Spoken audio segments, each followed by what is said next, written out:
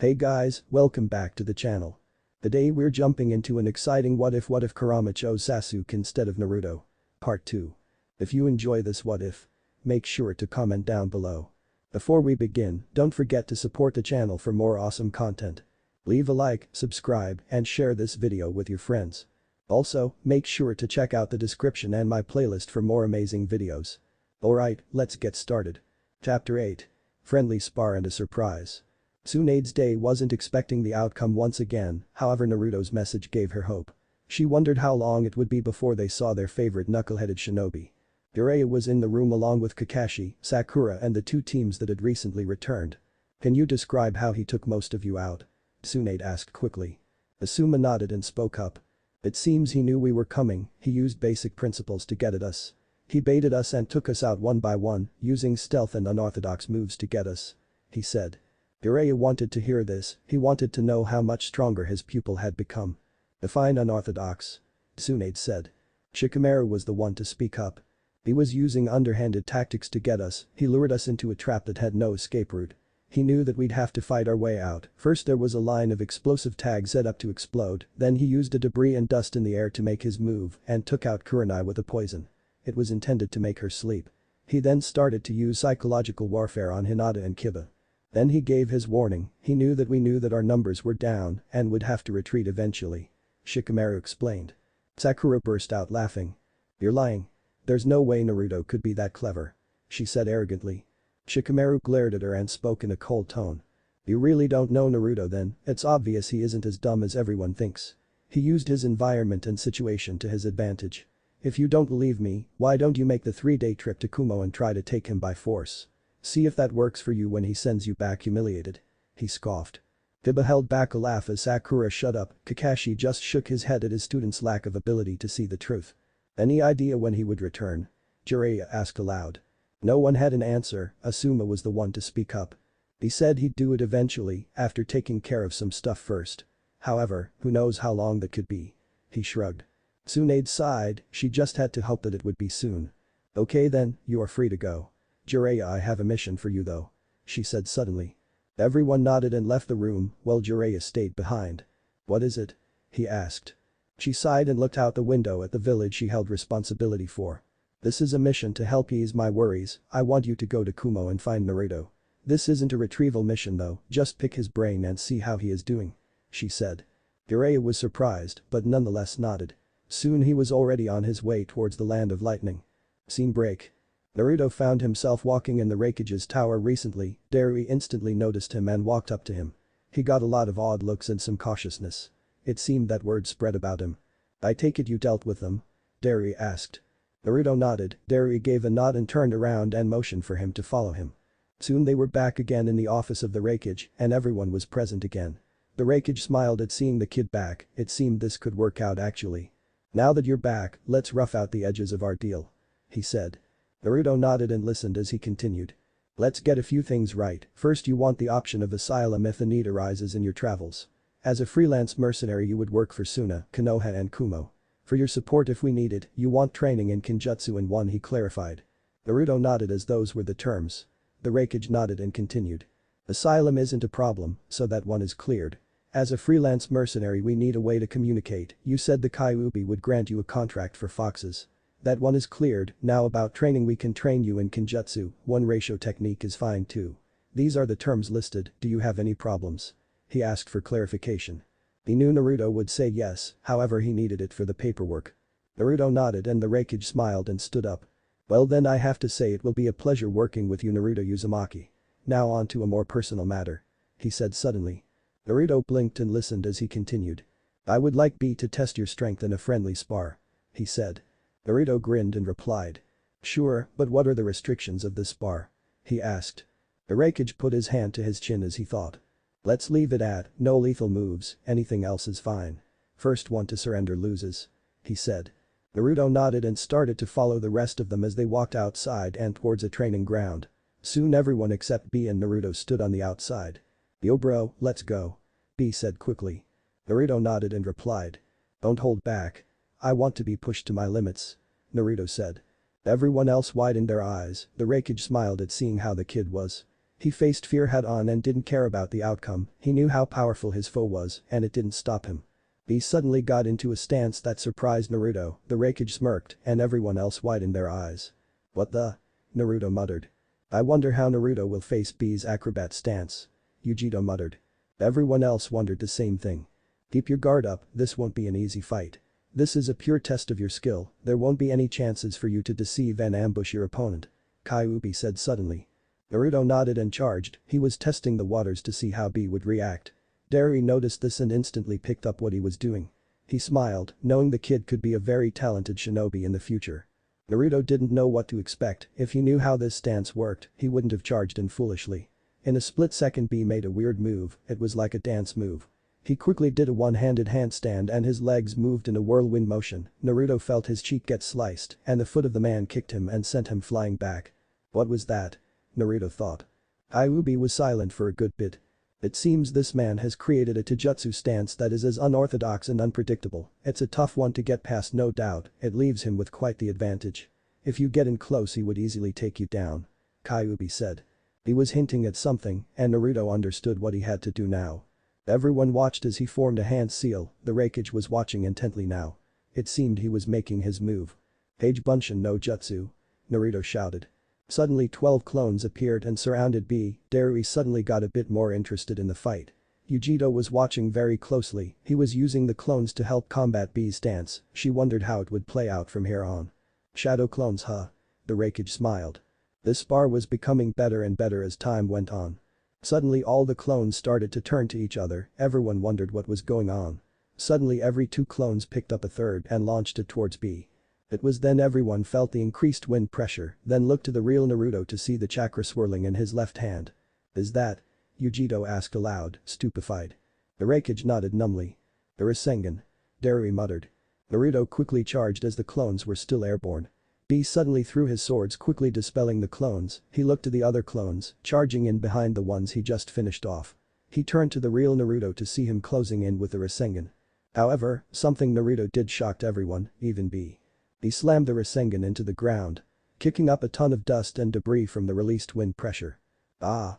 He used the power of the Rasengan to create a makeshift smokescreen. Yujiro said suddenly. Eri nodded and looked at the fight unfolding. "The kid's impressive, using the basic tactics in a fight to gain an advantage," the Raikage said. Yujiro looked at the Raikage in shock. "Raikage-sama? Those are the basics?" she asked in shock. The Raikage laughed and explained. "The techniques aren't, but the way he used them are basic. First he tested the waters to see how B would react. Then he used his clones to make B choose which one he would let through his defenses. After that he used the Rasengan to destroy some of the terrain to create a bit of a smokescreen like you said," he explained. Yujiro stood silent as she watched the battle unfold. Derui was seriously impressed with the kid's practical thinking, no doubt about it. This kid was something else. They might actually be witnessing the rebirth of the Yellow Flash. If this kid continued to impress him, he might just have to take it upon himself to teach him a few things. He wanted to learn Kenjutsu and Rasen. "Show me what you can do, Naruto Uzumaki," Derry thought to himself. Naruto had a window now that made it so he could do something. However it was short, there was no doubt in his mind that B had something to help him out of the situation. So he had to be fast. He charged in with an extremely sharp kunai, he let his senses guide him. He quickly stabbed B with the kunai in an unknown place and used it towards his leverage and held onto the embedded kunai and did a sweep and knocked B off his feet. Suddenly the dust and debris cleared, giving everyone a look at the scene. They saw B on the ground and Naruto moving to strike, however, as Naruto went to continue his assault, B turned into a log. "Power-emi," he cursed. He turned around to see B behind him. "Yo bro, that was a good move, though it's time for you to prove," he said aloud. Suddenly B jumped backwards and held his right arm up with the fist upwards. Everyone there got wide eyes as they knew what was coming. "Raikage-sama. Are you sure you're gonna let this go on?" Yujiro screeched. The Raikage just put up his hand, he stared intently at the battle with hardened eyes. "Let's see what happens," Derry said dryly. However, his eyes were watching intently at Naruto. "How will you face this, Naruto Uzumaki?" he thought quickly. "Yo bro, you best dodge or your head will dislodge," B said. Naruto knew he was going to do something very dangerous, he felt he had no choice but to do something equal. Sighing, he knew what he needed to do. He hoped he didn't lose control. Everyone watched as Naruto closed his eyes, it was obvious he was doing something. Then they all felt the demonic chakra, the chakra started to grow as he charged it. Vegito noticed his features starting to change.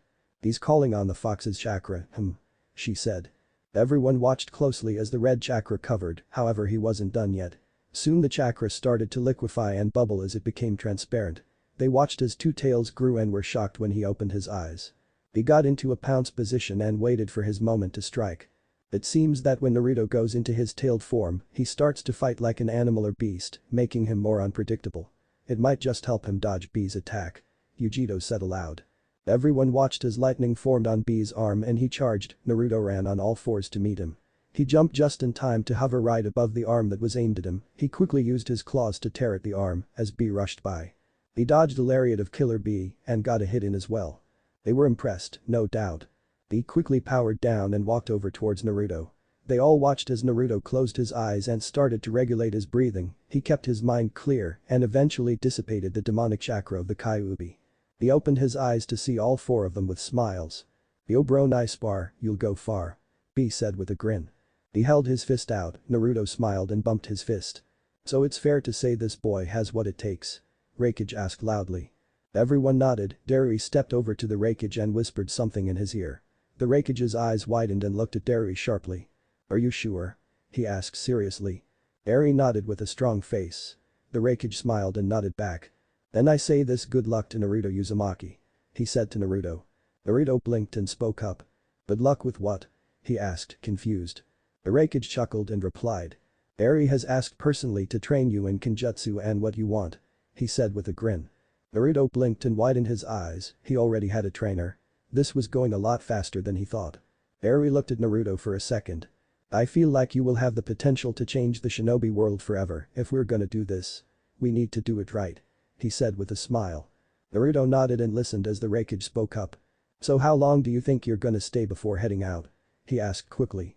Naruto thought about it for a good bit. "I think 2 weeks is enough to get a good bit of training in and figure the rest of the details out," he said. The Raikage nodded and looked at Derry to continue. "I have duties in the morning, so in the evening we will meet here to start your training. I'm warning you, I'm not going to go easy on you.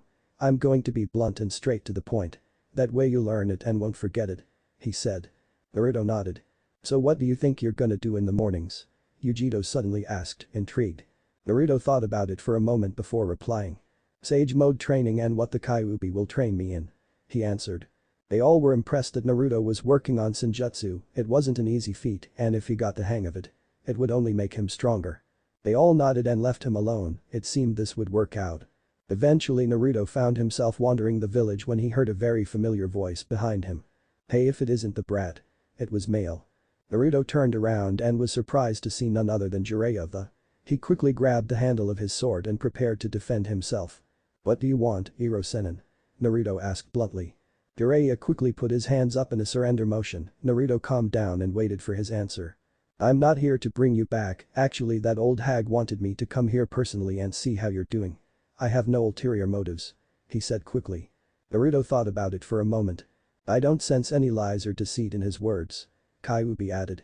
Naruto relented and spoke up. "Very well, let's go find somewhere to talk," he said. Jiraiya nodded and followed him. Eventually they were sitting by a river outside of Kumo. Just in case Jiraiya tried anything, he would at least be able to go all out and not destroy a part of Kumo. "So what do you want to know?" he asked. Jiraiya looked at him for a second. "First, how come Kumo?" he asked quickly. Naruto chuckled and explained. "After I escaped from Suna, I had to make a choice and Kumo was the least dangerous one for me. Kiri is obviously a very dangerous place to go. I hear it's very bloodthirsty over there. I didn't think Iwa would like the son of the Yellow Flash over there, knowing how much damage my father did on the battlefield to their forces," he explained. Jiraiya blinked. This was Naruto. This couldn't be right. "Man, you have changed," he chuckled. Naruto looked at him as he continued. "The old you wouldn't plan this far ahead in the game, it's no wonder those two teams lost easily. I heard you used some very dirty tactics," he said. Naruto just shrugged. Jiraiya decided it was time to ask another question. "How are you? Personally, don't give me the abridged version either," he asked seriously. Naruto sighed and began to speak. "I'm really happy and excited to see how this will turn out. I've finally broken out of the cage and moved on from everything that I had left. I don't get looked at like I'm a demon here, this is a chance for a new start, a new life. I'm going to make the best of it," he said softly. Jiraiya listened intently as he continued. I've already gotten on good terms with Arakage and made a deal with him. He continued.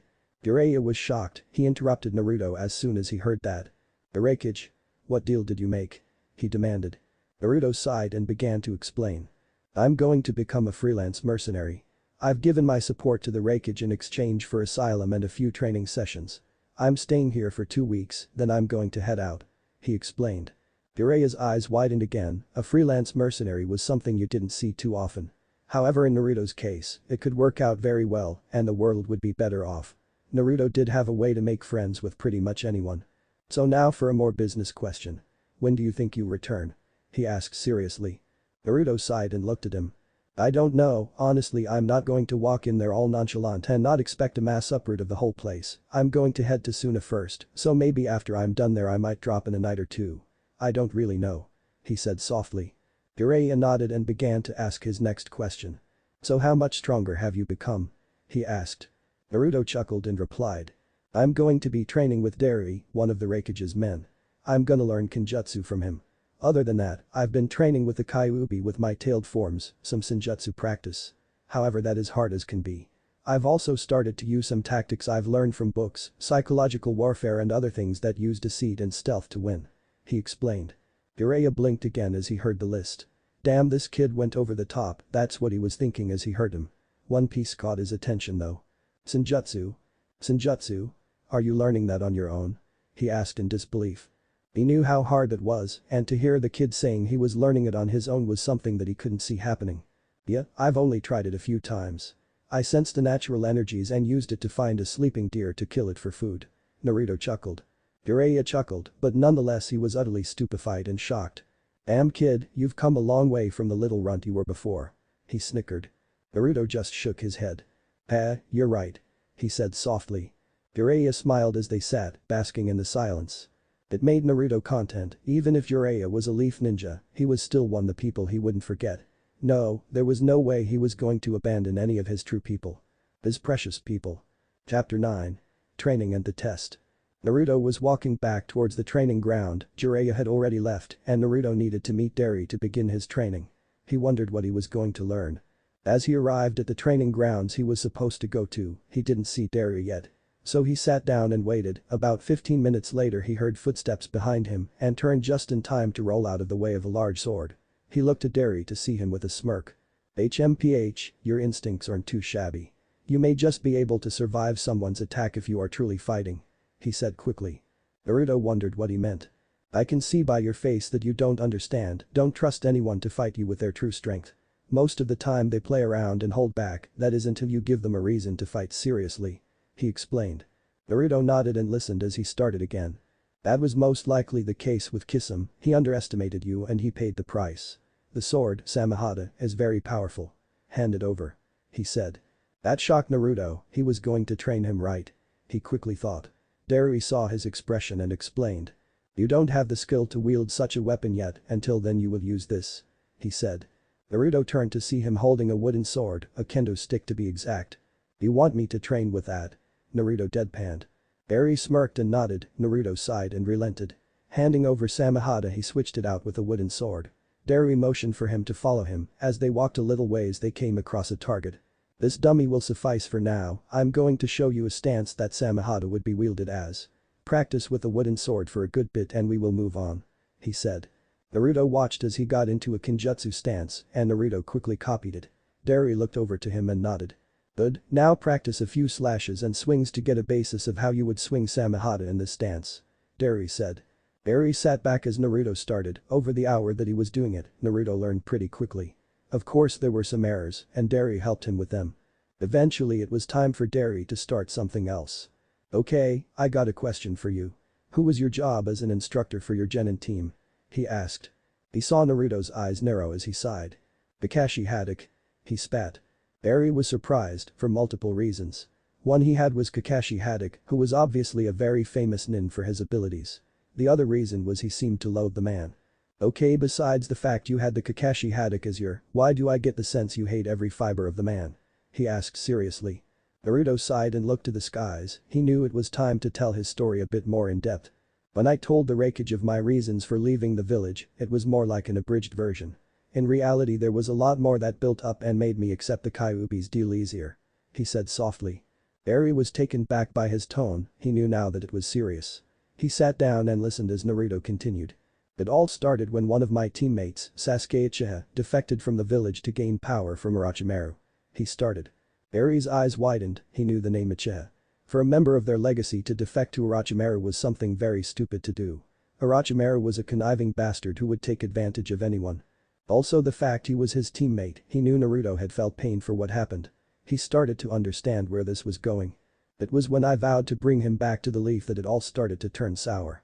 My other teammate, Sakura Haruno, was a little fangirl and begged me to do it. In the end it was Chidori versus a Rasengan that sent us both back to the Leaf covered in injuries.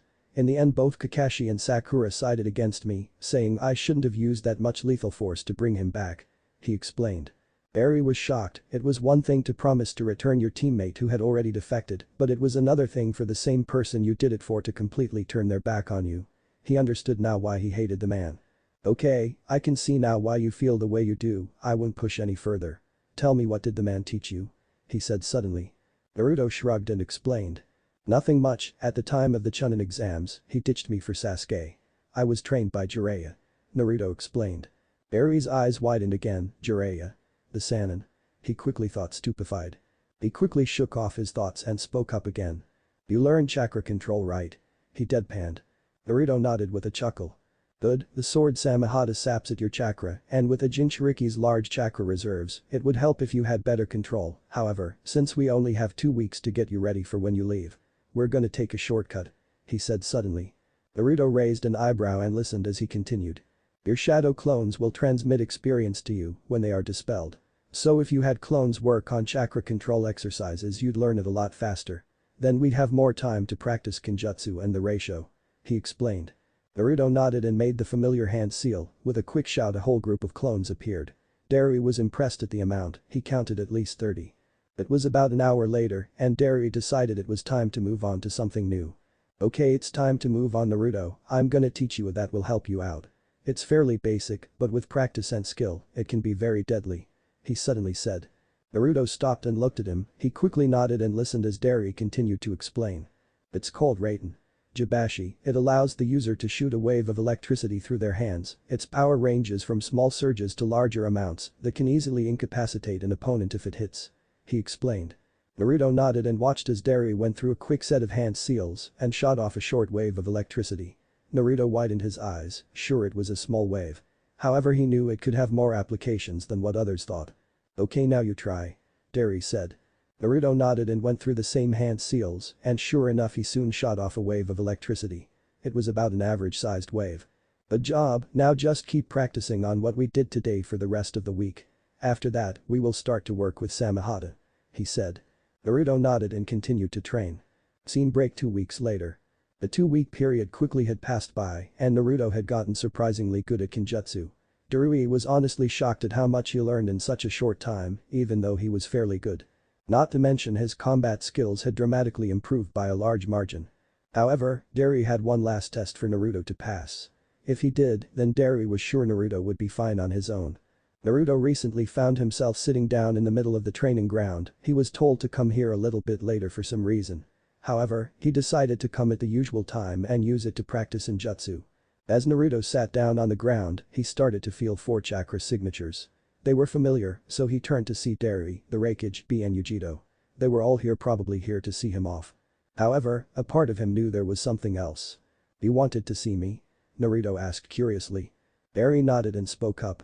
I have a final test for you to pass. If you do, I have no doubt you will be ready. He said. Naruto raised an eyebrow and asked the obvious question. What test? He asked curiously. Derry looked serious for a moment before speaking up. A sparring match, me and you.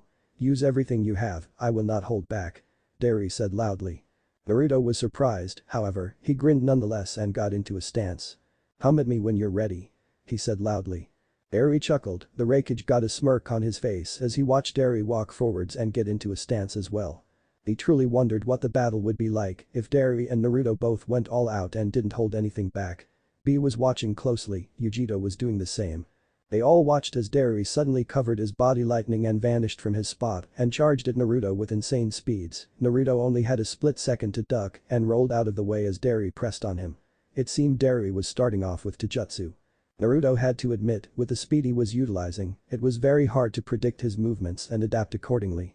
It seemed endless, every time Naruto would dodge, Derry just kept on pressing him onwards. It seems Naruto's only way to counteract Derry's Taijutsu is with his own reaction time, however it's not going to work forever. Yujito said suddenly. Both B and the Raikage turned to her, the Raikage turned back to the battle and gave a huff. It seemed she was right, he couldn't dodge forever, he'd eventually slip up and pay the price. The question was, just how would Naruto get past this obstacle? They all thought. Back in the fight, Naruto's mind was going hyperdrive, thinking of any way he could possibly slow or completely stop Derry, so that he could get a chance to launch a counterattack. He only had a few ideas he could try. One, he could match Derry's speed with the Kyuubi's chakra. However, if he did that, he would most likely be using it for a long period of time, which would only drain him of chakra. He needed to conserve every ounce he could. He had no doubt this battle would go on for quite some time. However, he knew it would be the most effective way to stop Derry. Derry stopped for a second as he saw Naruto close his eyes and form a seal. He realized what he was doing and watched as the chakra rose around Naruto like a wildfire. Kyuubi's chakra. Yujito said in awe. The Raikage watched closely as Naruto was covered in the demonic chakra. It seems different. He has no tails. He said quickly. He was the one to speak up. Not tailed state, it's pure chakra innate. He said. Yujito nodded as the Raikage listened to him. I wonder what he is planning. Yujito asked. The Raikage smirked and spoke up. We'll just have to wait and see. He said. The three of them turned their attention towards the battle as Naruto finished summoning the Kyuubi's chakra and was covered head to toe in it. Naruto wasn't done though. The Raikage was the first to notice it. Is that sparks coming off the chakra? He asked suddenly. Everyone took a close look at it and was surprised to see it too. Yes, I think so, but what is it? Yujito added. He shook his head, he had no idea. I have no clue, whatever it is has no sense of deja vu. B said quickly. The Raikage smirked and waited to see what Naruto would do. Suddenly Naruto's whole body erupted with a golden-orange fire that seemed to roar with newfound life. This was obvious to everyone that it was something he didn't show yet. The Raikage smirked as he knew this was something Naruto hid under his sleeve until the time was right. This was a very deadly combo. Especially with Naruto's trickster personality. The Raikage was seriously impressed by the kid's thinking. He didn't want to show all his cards at once. He had no doubt in his mind that Naruto had more to show. As Derry looked at Naruto now, it was obvious he was a little apprehensive. It only increased his shock as Naruto quickly formed the same hand seal he'd seen before so many times from Naruto himself. Page Bunshin no Jutsu. Naruto shouted. Suddenly clones poofed into existence, however, they had the same chakra covering them with the fire light. Derry counted 8 clones currently, he knew Naruto could make a ton more. He smirked as he knew Naruto was being careful as well. All the Narutos suddenly charged, they were fast though. It seemed with the Kyuubi's chakra he could match Derry's speed. Quickly Derry ducked a fist from a clone aimed at him. Derry quickly delivered a roundhouse to the clone and watched as it poofed into smoke. It was a full frontal assault on him, Derry quickly realized that. He knew with clones coming at him, it would be only a matter of time before he got hit, then Naruto would have a window to follow up on it. However, there was a problem. That fire. He didn't know what capabilities it had. It was obvious to Derry that it wasn't a Kaiten, so that meant that it was very versatile right off the bat. He had to watch carefully. Suddenly 2 clones charged as 2 more followed behind them. Derry quickly took out his sword and sliced through the first one that came near him, however the 3 left circled around him. He was surrounded. Suddenly he felt a large rise in heat. He quickly looked up to see Naruto himself launch a fireball at close range. It seemed whatever that fire was, Naruto had gotten good with it. It was obvious he was practicing quite a bit. Derry had only one choice. He quickly held his sword above his head and blocked the fireball, but he left himself open. That was all that needed to happen as the clones charged in and delivered 3 punches to him. He grunted as the clones' punches connected. He gazed around to see more clones coming at him, it was time. No more holding back. The Raikage saw what Derry was doing and smirked, he wondered how Naruto would handle that. Derry quickly formed a hand seal as he prepared to use it. Naruto saw this and instantly felt the rise in chakra. Raiden. Kurama. Derry shouted. Suddenly all the clones disappeared as a black lightning formed around Derry and a black panther came charging out towards the clones, eating them up like they were nothing but candy. Naruto quickly dashed back and pulled out Samehada, he quickly unraveled the bandages covering it. Using the sword now. Derry thought quickly. Naruto quickly swung it forwards and the blade curved and struck the panther and easily split it in two. Naruto, however, knew that Derry wasn't done yet. He quickly got on guard as Derry pulled out his sword too. Naruto smirked as he realized what was about to happen. The clash of Kenjutsu. Both of them charged forwards with a ton of speed as a burst of wind erupted from the clashing blades. With each other pressing hard to gain an advantage, Derry quickly twirled around and tried to sweep Naruto off his feet. Naruto, however, saw what was coming and jumped backwards. While he was midair, he let Samehada stretch as it came towards Derry like a spear. Derry quickly rolled out of the way and watched as the blade's tip struck the ground, kicking up a ton of debris. Derry decided to take it up another notch. He gripped his sword tightly and lightning started to cover it. He suddenly charged once again towards the spot Naruto would land. Naruto quickly landed in a crouched position as Derry closed in on him. He quickly fed Samehada the demonic chakra he was using and it grew to considerable size and Naruto charged forwards with it aimed at Derry's blade. Both of them clashed again, however, with Samehada's increased size, it made Naruto have more power on his side versus Derry's lightning-covered sword. Naruto started to press harder as Derry felt the weight on top of him as he bent backwards. Naruto was easily overpowering him with the sword. Derry made one last effort and pushed every ounce of strength into it and pushed back on Naruto. Derry decided to push the two swords sideways to let a window open where he could strike. With Naruto's hands occupied with his sword, he had no way to block the incoming kick Derry sent his way. Naruto instantly felt the power behind it as he skidded backwards. The kid is doing really well against Derry. The Raikage said suddenly. Yujito nodded and spoke up. I didn't expect Naruto to last this long honestly, no doubt Naruto is starting to pull out all the stops. She said quickly. He nodded and added his thoughts. The true wonder, like none other. He said softly. The Raikage nodded to both of their statements and turned his attention back to the battlefield with a single thought in his mind. How would it end? None of them had that answer though, they just had to wait and see. Naruto knew Kenjutsu wasn't going to be the way to win this, Derry was just too experienced in that style. So he had to use something else, something he couldn't counter easily. That left one option. The tailed forms.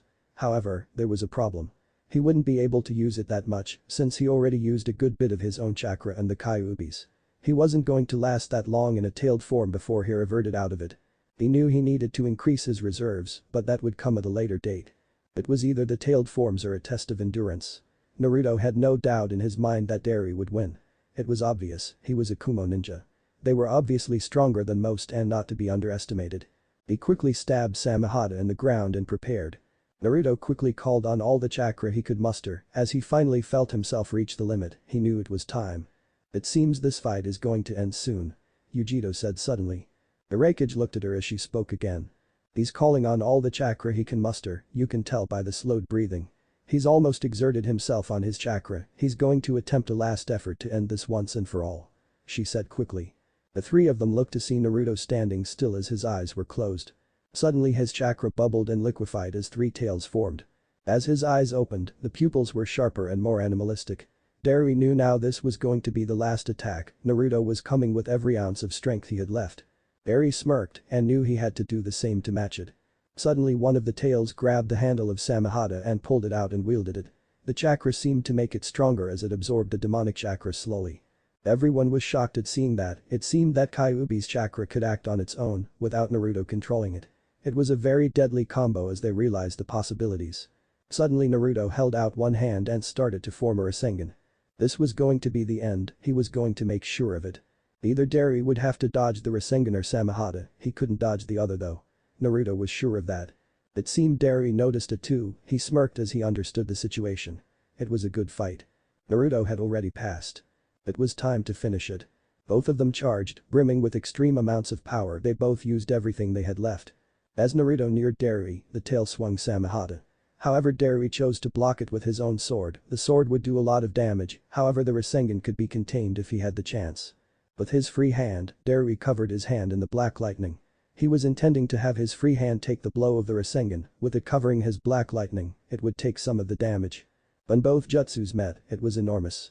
Both of them were pushing on each other, however, one needed to give. The Rasengan would explode soon, Derry knew that. It was only a matter of time, and it did. The blast repelled both of them backwards into the ground.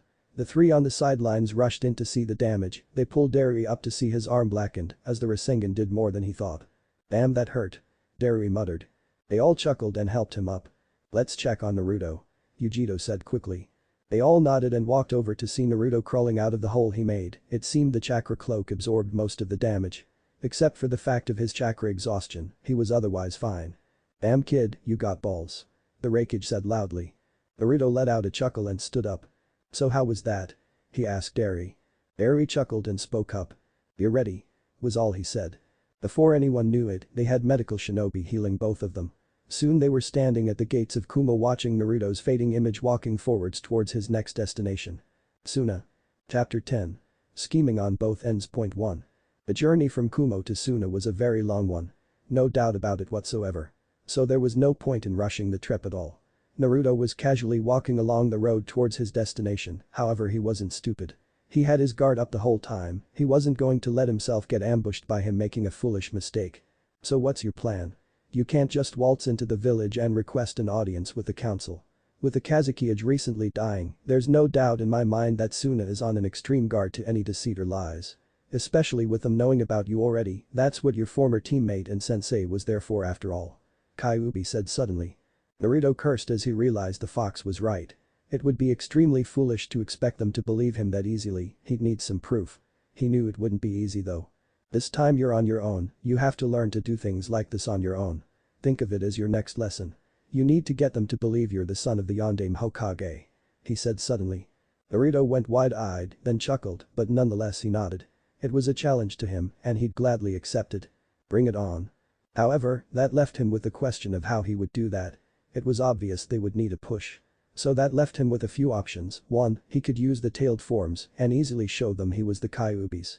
However, that left him wondering how they would take it. It could have a good effect or a bad one. That left him with his other option, it wasn't as risky as the first one. However, it was something personal and it could prove risky in the future. It was washing out the hair dye and returning to his natural hair color. If he did that, he would no doubt look like a younger Minato, and the resemblance would be easy enough to see.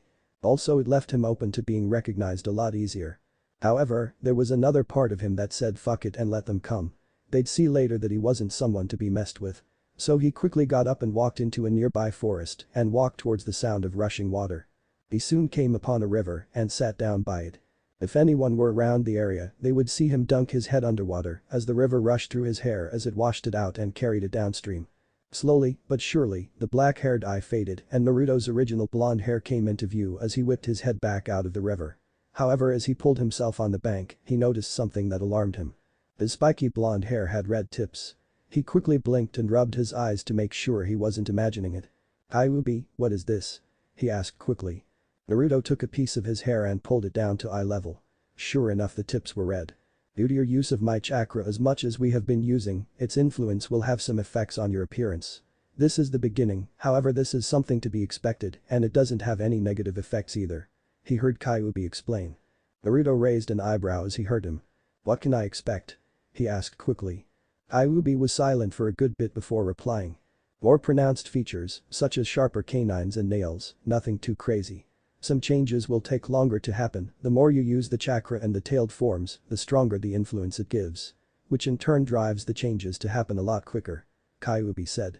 Naruto wondered for a second of what else could happen. I'm not going to suddenly grow a tail or two, am I? He asked quickly. Kyuubi chuckled and spoke. No, nothing like that. That would only happen if we decided to merge.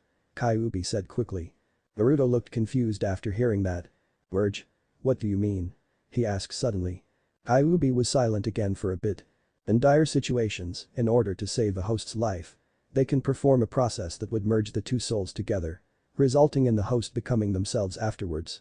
It is cases like this that require such a careful amount of thinking to them due to the fact that the process cannot be reversed. He explained. Naruto shook his head and stood up, there was nothing he could do about it.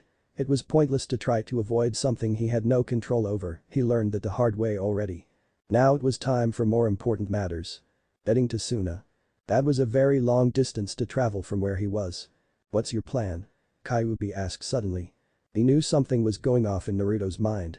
I know for a fact it's going to be a long journey to go, I'm not even a quarter away from Kumo. I'm not about to do this the same way, I am not as stupid to know now that word would start to travel. It will soon come full circle, people will eventually find me, and I'll most likely have to fight them off, everyone will want me for ulterior plots. He quickly thought. The Kyuubi snorted, but it had a sort of amusement behind it. You need to find somewhere you can rest upon in the wilderness, you have no idea how many days you will be stretching in these journeys. Make it a safe house of sorts. It would be wise to say that you cannot rely on Kumo to provide you with a sudden need of a place to stay, this way you'd have a hideout you could lie low, heck make a few more across the elemental nations. Kyuubi said suddenly. Naruto looked up at that thought, it was a pretty good idea too. He also had something else he wanted to do, he got a big grin on his face as he started to think about it. If he did it right and got away successfully. Well, he had good faith that he could do it easily, it was something to test his stealth.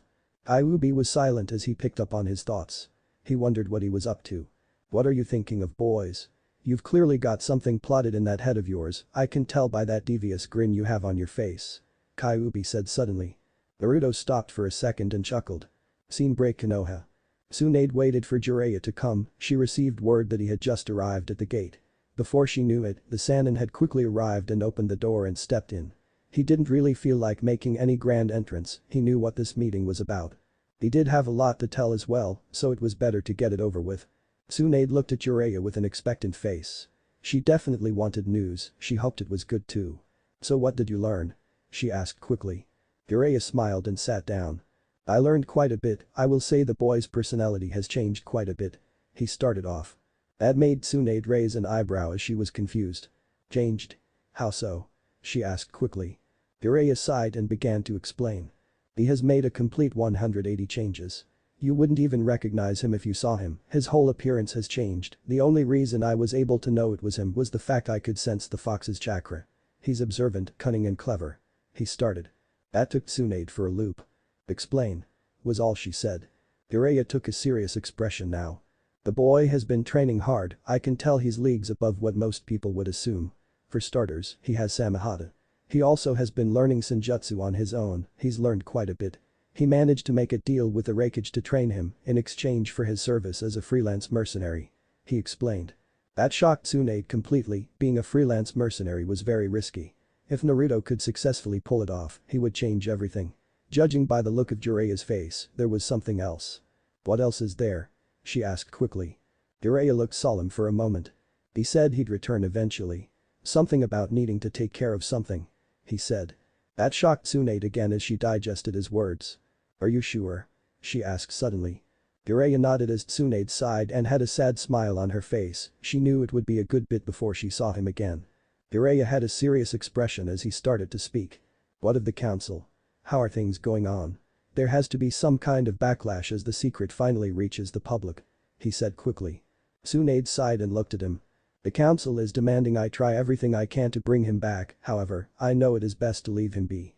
We can't risk antagonizing him, if he was smart enough to defeat Asuma's and Kurenai's teams with an ambush, imagine what he would be able to do a few weeks ago.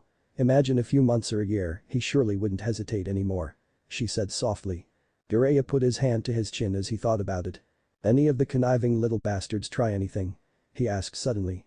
Jiraiya knew how the people viewed Naruto, his image among the populace wasn't good. There is one I might have a problem with, Danzo, he would be the most likely to act on his own.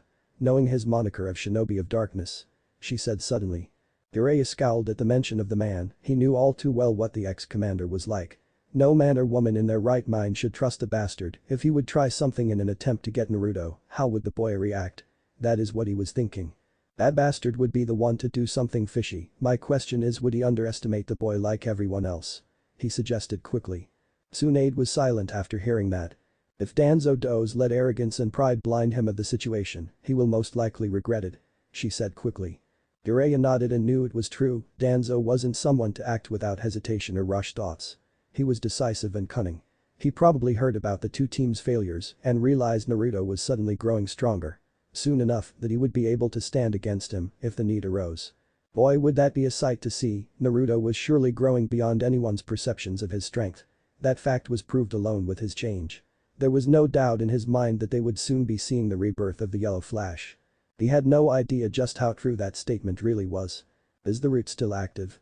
Jiraiya asked suddenly. Tsunade was silent after hearing that, any shinobi with a single brain cell regarding Konoha's history knew that name. It was officially disbanded by Hiruzen during his position as third Hokage, however there are some reports and questions stating it continues to operate hidden, Danzo is still most likely the leader of it. She said softly. Jiraiya groaned as he heard her statement, it was most likely true. He knew how conniving and shady the man was, after all he wasn't known as the shinobi of darkness for nothing. That was a fact, simple as that. He decided he would need to keep a closer eye on him with his spy network to see what was going on. Well, I'll keep an eye on him with my spy network, you should do the same. I'll let you know if I find anything or if Naruto does something new," he said suddenly. Tsunade nodded with a sigh and watched as the Sannin vanished with a shunshin. She then leaned back in her chair as she sighed with contempt. Her day wasn't over yet.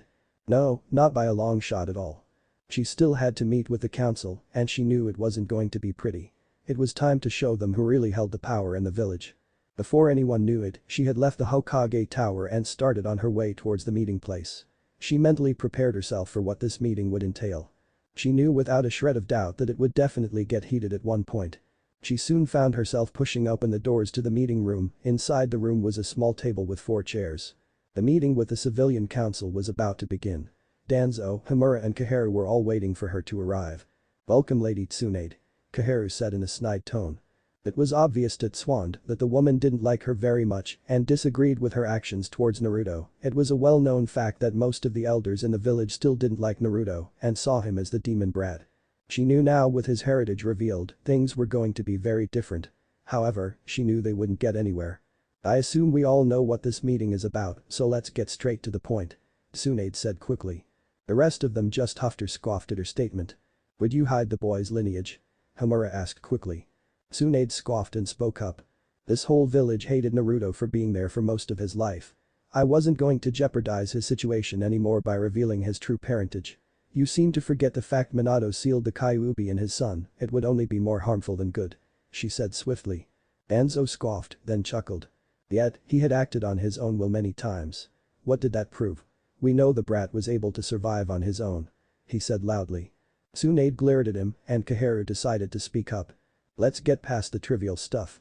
We must get him back to the village. What have you done to try to get him to return?" she asked quickly. Tsunade laughed loudly. "Oh, you're mistaken, I'm not going to do anything," she said in a mocking tone. Amuru glared and shouted out. "Why not? You know the power the boy has. Combined with his heritage he will only grow further." He slammed his fist on the table as he raged. Tsunade shook her head and glared at him. "He left on his own accord and you seem to forget the fact the village despised him for the longest time. Do you really think he'd return? I'm not going to strain any relationship I currently have with him by trying to force him to return. That would be foolish and would only push him further away," she said loudly. Their eyes widened as they heard her tone. It was one of finality. Nothing more to be said about the matter or there would be consequences. However, Tsunade knew they would still push her. "You say this, yet you know the gravity of the situation.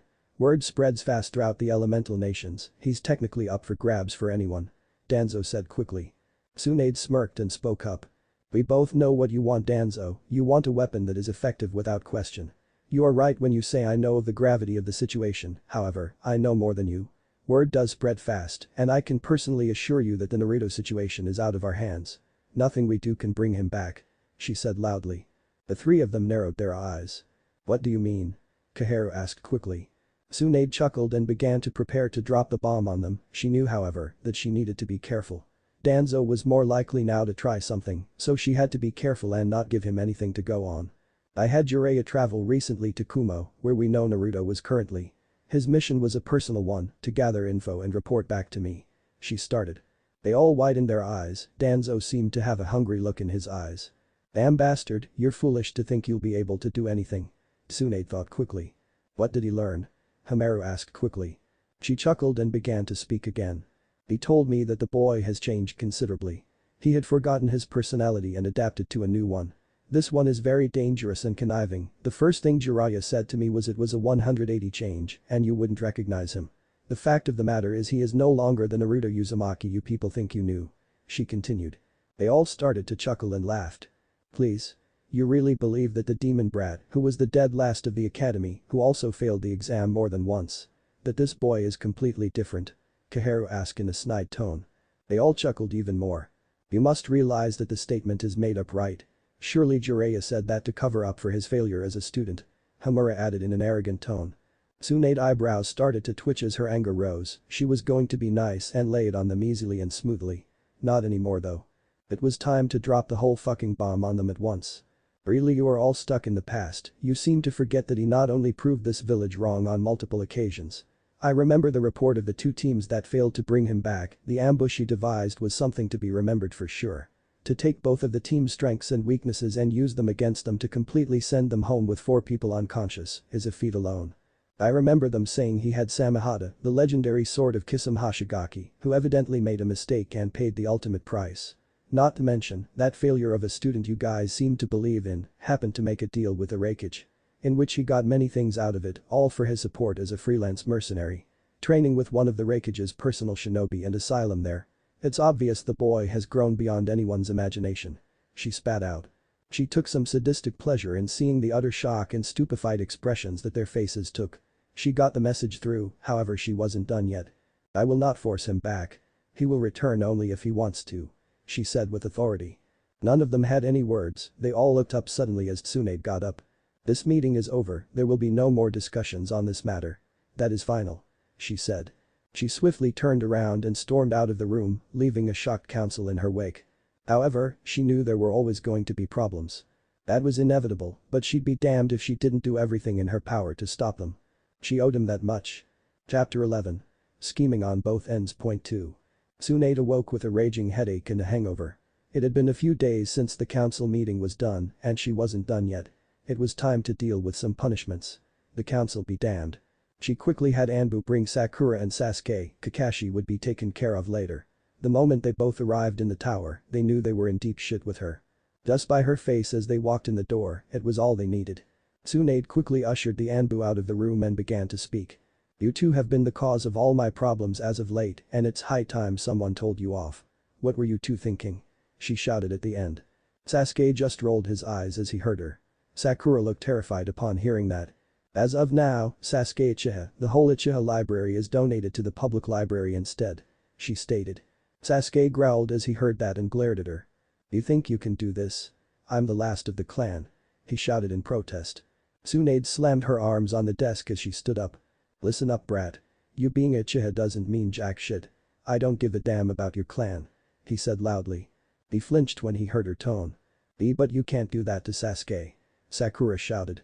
Tsunade glared at her. You lady needs to keep your mouth shut, you're next, she said. That's when Sakura glared at her tone. Because of you, girl, Naruto is gone, I'm no longer teaching you anything and you have a 1-month suspension, she shouted. Sasuke just glared at her. Sakura felt fear from her. What is your problem, bitch? Sasuke said loudly. Tsunade glared at the boy. You're going to T&I, boy, best prepare for a fun time there, she said quickly. He looked at her with a fierce glare. You can't do that. I'm an Uchiha, he shouted in protest. Tsunade glared at him. An Uchiha? Like I give a damn, you defected to Orochimaru to gain power for revenge. You're lucky I'm not ordering your incarceration, she said loudly. Sasuke slammed his fists on her desk and glared at her. Anbu, escort him out and to Ibiki Marino, please, she said loudly. Suddenly 2 figures appeared with masks and grabbed Sasuke by his arms. Oh, and I personally request Anko Mitarashi to interrogate him, she said suddenly. The 2 shivered as they heard that name. They knew who she was. They also knew how sadistic she could be. Sasuke Uchiha would not have a fun day at all with her. Bring on, you bitch. Whoever that whore is, she can kiss my ass. She won't get shit from me, Sasuke shouted angrily. The 2 Anbu's eyes widened under their masks. If Anko heard that, Sasuke might not like what she'd do. Sasuke glared at Tsunade, kicking and screaming as he was dragged out of there. Sakura glared at Tsunade as she watched what happened. How could you do that? She shouted. Tsunade glared at her again. You have no right to say anything about this matter. Sasuke Uchiha abandoned Konoha to gather power in a pursuit of blind rage. He's lucky he didn't get put in a cell the moment he arrived in the village, she said loudly. Sakura just looked down as she heard Tsunade. I am hereby disbanding Team 7, following your 1-month suspension. You, Sasuke and Kakashi might get a second chance, she said. Sakura looked up at her with tears. Why am I the one getting the punishment? She screeched. Tsunade shut her up with her glare. You're not the only one, Sasuke will have more done later to him. Kakashi isn't even here yet for me to discuss his punishment, she said quickly. Sakura looked at her and went to speak up, however, she was cut off by Tsunade. That is all. There is nothing more to say, you have been warned. Any further disobedience will result in more severe punishment, she said loudly. Sakura gulped and nodded meekly. She quickly scurried out of Tsunade's office. Back inside, Tsunade sighed as she prepared for the next part of her day. "Anbu?" she called. Suddenly 2 masked guards appeared and bowed before her. "Hokage-sama," the leader of the 2 said. Tsunade sighed and began to speak. "Bring me Kakashi Haddock," she ordered. They both nodded and vanished in a swirl of leaves, already on their way to complete the order. Before she knew it, Kakashi was standing in front of her. "Ma, what's with the long-faced Tsunade-sama?"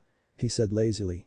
His eyes instantly widened when he saw her glaring crease tenfold. Yup, he was in deep shit.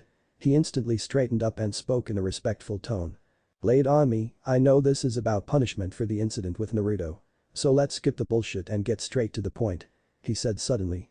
Tsunade was a bit surprised by his sudden change in tone, he knew what this was about. That was good in her mind, however, she wasn't about to cut to the point and deliver his punishment. No, he needed to be thrashed a bit. "You're damn right it's about that. Now, before we discuss your punishment, would you like to explain why you thought it was a good idea to criticize Naruto in making a decision that saved his life?" she said suddenly. Kakashi was obviously not expecting that to come first. He sighed as he knew he wasn't going to get off that easy. "I know I had no right, however, he used a Rasengan that was powered up by the Kyuubi. Sasuke could have died as well, it's my job as their sensei to instruct them, whether it's right or wrong," he said. Tsunade chuckled, then spoke up. "You were their sensei," she said. Kakashi blinked and spoke up. "Excuse me?" he asked, confused. Tsunade glared at him and began to explain. "As of now, what's left of Team 7 is disbanded, Sakura is on a month suspension. Sasuke may never become a shinobi of the leaf again. It all depends on how these next few weeks play out for him," she started. Kakashi started to feel a gnawing sense of impending doom. "As for you, since you deemed it necessary to barely teach Sakura or Naruto anything in favor of the Bratticha, you are hereby ordered to help Iruka Yamino in teaching at the academy for 1 month." She dropped the bomb. Kakashi's face quickly grew into an expression of pure horror, it was obvious that he clearly wasn't expecting her to say that at all. He couldn't believe what he heard from her. What?" he sputtered out. Tsunade smirked and began to speak again. "You heard me, and you better not even be late once. If you are, well, you might find those precious books of yours burned to a crisp," she said. Kakashi started to sweat badly, he knew when he was beaten. The look on Tsunade's face told him that much, she meant business and no bullshit. "Fine, you got me, I'll do as you say," he said quickly. Tsunade smirked and spoke again. "You're damn right you will. Now get out of my sight," she said quickly. He nodded and vanished in a shunshin. She quickly called the Anbu again, before she knew it. They had left and Iruka had appeared in her office. "Hokage-sama?" he asked, confused. She sighed and began to speak. "You're not in trouble, I called you here to inform you of a recent event," she said. Iruka's face grew somber as he realized it had to do with Naruto. "What recent event?" he asked quickly. Tsunade sighed and started to explain. "With the recent incident with Naruto, I had recently delivered some punishments. Kakashi Haddock has been ordered to help teach you at the academy for 1 month. I made sure he wouldn't be late either," she said. Iruka was instantly surprised and a little worried. "Are you sure it's a good idea to have him teach?" he asked suddenly. Tsunade shook her head and spoke up. "Not necessarily, I think he just needs some humiliation. Hopefully, after this he will learn to not repeat his mistakes he already made before," she said. Iruka nodded after hearing her. "Very well, I'm sure it will be fun to have him there for a good while," he said. Suddenly an Anbu barged into the room. Tsunade glared at the masked person who entered the room. "Why have you interrupted me?" she asked seriously. The Anbu cleared his throat and spoke. "There is a problem with Hokage-sama," he said. Both Tsunade and Iruka raised an eyebrow, what could be wrong? How little they knew when they found out. How drastic the effects were going to be. Nothing could prepare them for what was coming. Scene break a few days earlier. Naruto had just entered the Land of Fire a few hours ago, and Kyuubi had yet to figure out what he was planning. He was intending on finding out now. "So will you tell me what you're planning?" he asked his host. Naruto chuckled and smirked. "Well, let's say. If what I'm planning goes like I wanted, I'll be even more powerful and I'll be one step closer to having the power I need to prove people wrong," he replied. Kyuubi didn't know what he meant. "Spill it," was all he said. Naruto chuckled but nonetheless nodded. "We're an hour or 2 away from Konoha and by the time we get there, it will be already dark, so most of the shinobi will have gone inside for the night, only the Anbu will be patrolling," he started. Kyuubi quickly interrupted him. "What are you planning?" he asked suddenly. Naruto chuckled again and explained. "Simple, I'm going to break into the Namikaze estate and grab some scrolls. Maybe raid the library if they have one. He replied. The Kyuubi was silent for a good bit, then it burst out laughing. Damn, you're clever. Okay then, what's the full plan? You can't just barge into the estate, take some scrolls and leave without expecting someone to stop you. The Kyuubi said suddenly. Naruto nodded to his statement. He knew it was true. We're going to use the Anbu's patrol to our own advantage. He said quickly. Kyuubi, once again, didn't know what he meant. How so? He asked. Naruto chuckled and began to explain. I know the Anbu's patrol like the back of my hand, after all I had been running from the men escaping them since my childhood. I easily know the alleyways and escape routes to take. Onto the patrol. At any time, there are about 9 or 10 guards on patrol on the wall to cover the whole thing, usually in pairs of 2, with a few odd pairs as well. Inside the village is a bit tougher, they are on top of the roofs. Now you might say that's a bit too risky. Usually it would, however, around midnight, the shifts change. So a window is opened as the guards change shifts. About 15 to 30 minutes precisely. He explained. Kyuubi was silent for a while. So you plan to sneak your way in during the patrol, then escape during the shift change. What about a backup plan? What happens if you run into an unforeseen obstacle? He asked. Naruto sighed, and Kyuubi kept bringing up good points. A distraction and diversion. How about setting up a line of explosion tags on the outside wall? I'll have a few shadow clones waiting to be dispelled, and when I dispel one, the others will trigger the explosion tags. He said. Kyuubi smirked when he heard that. Pretty clever too. He said. Naruto grinned and started to sprint as fast as he could towards the village. Before he knew it, he was atop the 4th head on the Hokage monument. He quickly summoned a couple clones and gave each a stack of explosive tags. Each tag was connected by a fuse, it was something he rigged up the other night, he planned ahead for this. Okay, you guys know the drill. Set these up around the outside wall. He said. They all nodded and began to go to work. About half an hour later, the clones came back and told Naruto that it was done. Naruto then dispelled all of them, but 2. He then told them what to do. Right, when one of us dispels. The other will light the fuse. One of the clones said. Naruto nodded and turned to the setting sun, he was waiting for the time to move. Once it was set, he would begin. He suddenly sat Samehada down by the clones, it would only get him caught if someone saw it on his back. He grinned as the sun finally set. It was time to go to work, looking back to see the clone sitting around by the fuses, waiting for the sign to light them. He slid down the monument and landed near the wall. He suddenly stopped as he heard footsteps above him. He quickly crouched into the bushes nearby to avoid being seen, the Anbu guards wouldn't stick around for long, they would continue the cycle. That would give Naruto about 5 or 10 minutes to get over the wall and dash into the village. Then he'd have to stick to the alleyways and use cover. Once he heard the footsteps above him start to go farther away, he waited a few moments and started to climb the wall pretty easily. As soon as he got on top of the wall, he quickly crouched and took a look around. He saw there were no Anbus coming around this way yet. He knew they would soon, so he quickly jumped over the other side and landed in the tree limbs. It was now a matter of getting to the estate without getting caught. He knew where the estate was, however it was a good bit away. He figured he had about an hour and a half before midnight, then the shifts would change.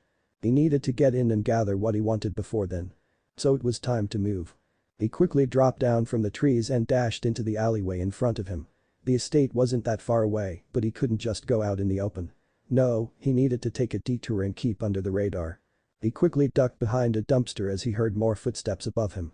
Suddenly 2 guards dropped down into the alleyway. Did you hear something? One asked. Naruto held his breath. Kyuubi, can you mask my chakra signature? Just in case one of them is a sensor. He asked Kyuubi. He waited for a response. I thought I heard something. The other guard said. Naruto hoped Kyuubi was listening. Okay, done. He finally heard. Finally the guards had left, Naruto waited a few moments again to reappear out from behind the dumpster, he decided to go straight towards the estate, he couldn't play around here anymore. Before he knew it, he stood before the gates of the Namikaze estate. He looked at the seal on the gate, it was relatively small. It had grooves that swirled around towards the middle. That's a blood seal, cut your hand and place it on the seal. Your blood will then open the gate. Kyuubi said suddenly. Naruto nodded and used his nails that were sharper now to cut his palm open and he quickly placed it on the seal. He sighed as he pulled his hand back and watched as the blood filled the grooves to the center. Suddenly the whole seal glowed and then it disappeared. The gate started to creak and spur to life as they were opened. He just stared in amazement as he walked up towards the door, he mentally prepared himself for what he was about to find. He knew it was going to be emotional. The tears were already falling. He opened the door and gasped as he saw the inside of the estate. Dust was everywhere, covering everything. It was obviously vacant for a good bit, however how it looked shocked Naruto to his very core. He had no words as he walked around. Then something caught his eye. It was a medium-sized box on a table in the living room. With shaking hands he picked it up and looked at it. On an engraved plate, he could read to Naruto. He slowly opened the box and looked inside. There was a piece of paper and under it were 2 scrolls. He looked at the note first. "Dear Naruto, if you're reading this. Then we are no longer alive and you have been left alone. There is much I want to say with so little time. So I'll start with this. My name is Minato Namikaze, the 4th Hokage and your father. I'm sure you already know this, but we died on the night you were born. The day the Kyuubi attacked, and I'm sorry for the burden we've given you. As I've said before, there is so little time and so much I want to say. So I'll get on with it. In this box is essentially our wills. 1 scroll is from me and the other is from your mother. I leave you my 2 prized techniques. The Hirishin and Rasengan. Hopefully you will be able to master both of them. I am sorry for not being there and I love you." Naruto had tears spilling out from reading the section from his father. He already knew the Rasengan, but the Hirishin. That was something completely different and equally challenging to learn. His eyes rested on the next portion of the letter. The part from his mother. "Hello my son, this is your mother. I'm terribly sorry I'm not there to see you grow up. As Minato said, there is little time. My name is Kushina Uzumaki, a member of the Uzumaki clan of Whirlpool, or better known as Uzushio. I would have loved to be there as you grew up and actually been a mother. I know your life must have been a harsh one and the Kyuubi must have most to do with it. We both are terribly sorry for what you have been burdened with and we hope you can forgive us. And the scroll I gave you is my knowledge and seals. I hope you can go farther than both I and your father ever hoped. We both love you and wish you a wonderful life. Love, Minato and Kushina." Naruto finally broke down as the dam shattered and the tears flew out like a river. Eventually after 15 minutes, his eyes were dry and he was standing up breathing slowly. "I will make you guys proud," he said loudly. He didn't have to think about it, he would. He decided it was time to leave. What they gave him was good enough. He took the 2 scrolls and the letter and put them in his jacket pockets and walked out the door. Turning back around, he looked at the estate one last time. As soon as he got on the road again, he started sprinting towards the wall again. He was ready to get to Suna. However, he heard someone behind him. "Stop." It was a female. He turned to see an Anbu member. However, the mask was familiar. It was Nico. His eyes widened as he looked at the girl before him. "Who are you?" she asked. It was pitch dark, so she couldn't see his face. He didn't answer. He had no doubt, she could tell it was him by his voice. "Not answering, huh? I guess I'll force it out," she said loudly.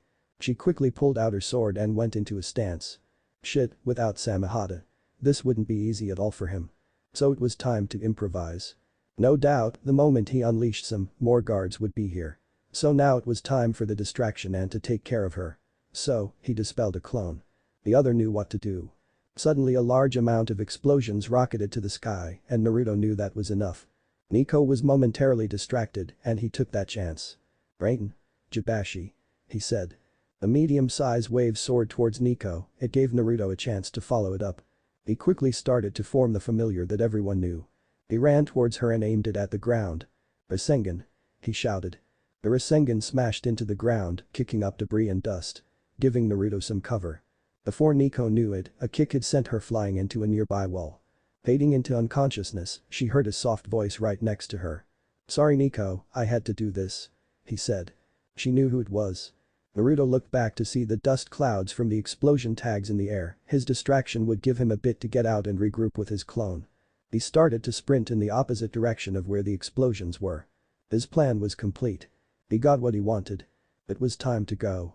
Chapter 12. Scheming on both ends finale. Tsunade didn't know what to expect. They were still trying to figure out who was behind the string of explosions a few nights ago. It was weird, they were placed at points that no casualties would happen. So when an Anbu rushed into her room, her thoughts were brought back to that night. "Why are you here?" she asked. The Anbu was panting, she could tell, even if they had a mask on. "Yugao Yuzuki has woken up," they said suddenly. Tsunade widened her eyes after hearing that. Yugao was found unconscious shortly after the explosions were detonated. She was lying in an alleyway near the Namikaze estate. She had been asleep for a few days afterwards. Tsunade nodded and instantly got up and walked out, leaving Iruka, who knew Tsunade had more important matters to attend to. Before she knew it, she was already in the room with Yugao. There was also a squad of Anbu to watch over her. "Can you tell me what happened?" Tsunade started out. Yugao nodded numbly and began. I was patrolling at night and as the night continued on and my patrol did as well, I was near the Namika's compound when I saw someone who was near it, they looked like they just came out of it. Since it was open, I figured they were the one to get inside. I went to intercept and that's when a fight started. She started. Tsunade narrowed her eyes, she knew about the Namika's estate being broken into, but that was nearly impossible. It had a blood seal on it. Shit. Guards. I want all of you to search the nearby areas of the estate, look for signs of where they are going. Tsunade said suddenly. Yugao looked at Tsunade suddenly, Tsunade waited till the guards disappeared to speak up. You realize who it was, do you? She asked rhetorically. Yugao nodded. I heard his voice before I fell unconscious, it was him. She said. Tsunade sighed and rubbed her temples. Naruto had just made a mess and she had to clean it up. Well, this is now a serious problem, I know that he used those explosions most likely as a distraction, as you probably became an obstacle in his plan. This won't go easy with the council. I have a feeling it will be a long week. Tsunade said suddenly. Yugao knew that was true, she knew things were going to get very tense soon. She only hoped that it could go smoothly for Naruto, however, she knew otherwise. Scene break. T&I. One Anko Mitarashi was not expecting to be called into T&I on short notice, the Anbu in front of her wasn't going to take no for an answer either, she sighed and spoke up. What's this all about anyways? She asked. The Anbu just shook his head. I don't know all the facts, all I was told by Ibiki that he wants to see you now. He said. Anko widened her eyes, if Ibiki sent him, then it was serious and she knew better than to make him wait. She quickly nodded and threw her dango stick in a nearby garbage bin and vanished in a shunshin. She reappeared right in front of the T&I building and didn't waste any time walking in and going straight for Ibiki. Once he saw her he smirked, she would like this. Why have you called me in? She asked. Ibiki took out a folder and handed it to her. Anko's eyes widened as she read the profile, she knew who this was just by his picture. Why me though? Can't you get one of the others to interrogate him? She asked suddenly. Ibiki shook his head. Sorry, Hokage's orders. He said simply. Anko's eyes widened once again, she knew better to refuse now. That would be utterly foolish of her, nodded her head she sighed. Sasuke chahaha. Plenty of ways to get info out of that brat, okay here's a list of what I need. She said with a grin. She quickly wrote a few items down and handed it to him. Ibiki shivered when he saw her grin, he knew it very well. Sasuke didn't know what was coming and when he looked at the list, he shivered even more. This kid was in for a rough night. No doubt. Ibiki walked out of the room for a moment and came back with a bag, Anko took a look inside and smirked. It was time. Well, I better greet our guests huh? She joked. Ibiki shook his head. Don't scare him too much Anko. He said. She grinned and replied to him. No promises. She said. Ibiki then watched her walk to the interrogation room and he knew it was going to be a long night for Sasuke Uchiha. The moment Anko walked to the one-way panel of glass, she saw him and smirked. It was time. The moment Sasuke saw Anko, he snarled at her. Let me go you bitch. He shouted angrily. Anko walked to the table where he was handcuffed and smirked. Not until you give me what I want. She said. Sasuke scoffed and laughed loudly. Be your worst. You ain't getting shit from me. He shouted. Anko grinned. Very well. She said suddenly. She then put the bag on the table and gave a sadistic grin. You are a missing nun who went to that snake for power. It just so happens that I happen to have the same curse mark as you and I know what it takes to make it tick but first we're going to have some fun. She said loudly. Sasuke's eyes widened as Anko dug in the bag and pulled out a set of ninja tools, they were standard order. However, they seemed to be a bit different. They were rusted and dull, Anko picked them out and held them up. The tip was all black, as if it had something coated on it. You see this? This is my favorite little concoction, a little nausea and a special poison I created. She said with a grin. Sasuke's eyebrow rose as he heard her. What special poison? He asked. Her grin went full-blown and sent shivers down his spine as he saw it. The human body's pain receptors are responsible for transmitting a signal to the brain, which makes you feel it. This little poison amplifies it, giving it hypersensitivity. Everything you feel will be 10 times worse. She said loudly. Sasuke's eyes widened as he heard her and he struggled against his bonds. That was a very cruel method to start off with. Before he knew it, she was behind him. Let's try this out shall we? She whispered in his ear. He screamed as she stabbed him in the back of the neck with it. It seemed she was just getting started. Scene break with Tsunade. Tsunade knew to expect this. She recently found herself sitting in a room with all the clan heads and the civilian council. They weren't going to go away either and she knew she couldn't protect Naruto. Everyone had their own opinions and it was giving her a headache. Everyone calm down. she shouted as she slammed her fist on the desk. Shikaku looked at Tsunade with a serious expression. He knew Naruto was like a son to her. However, that didn't dispute the fact that he caused quite a havoc in the past few days.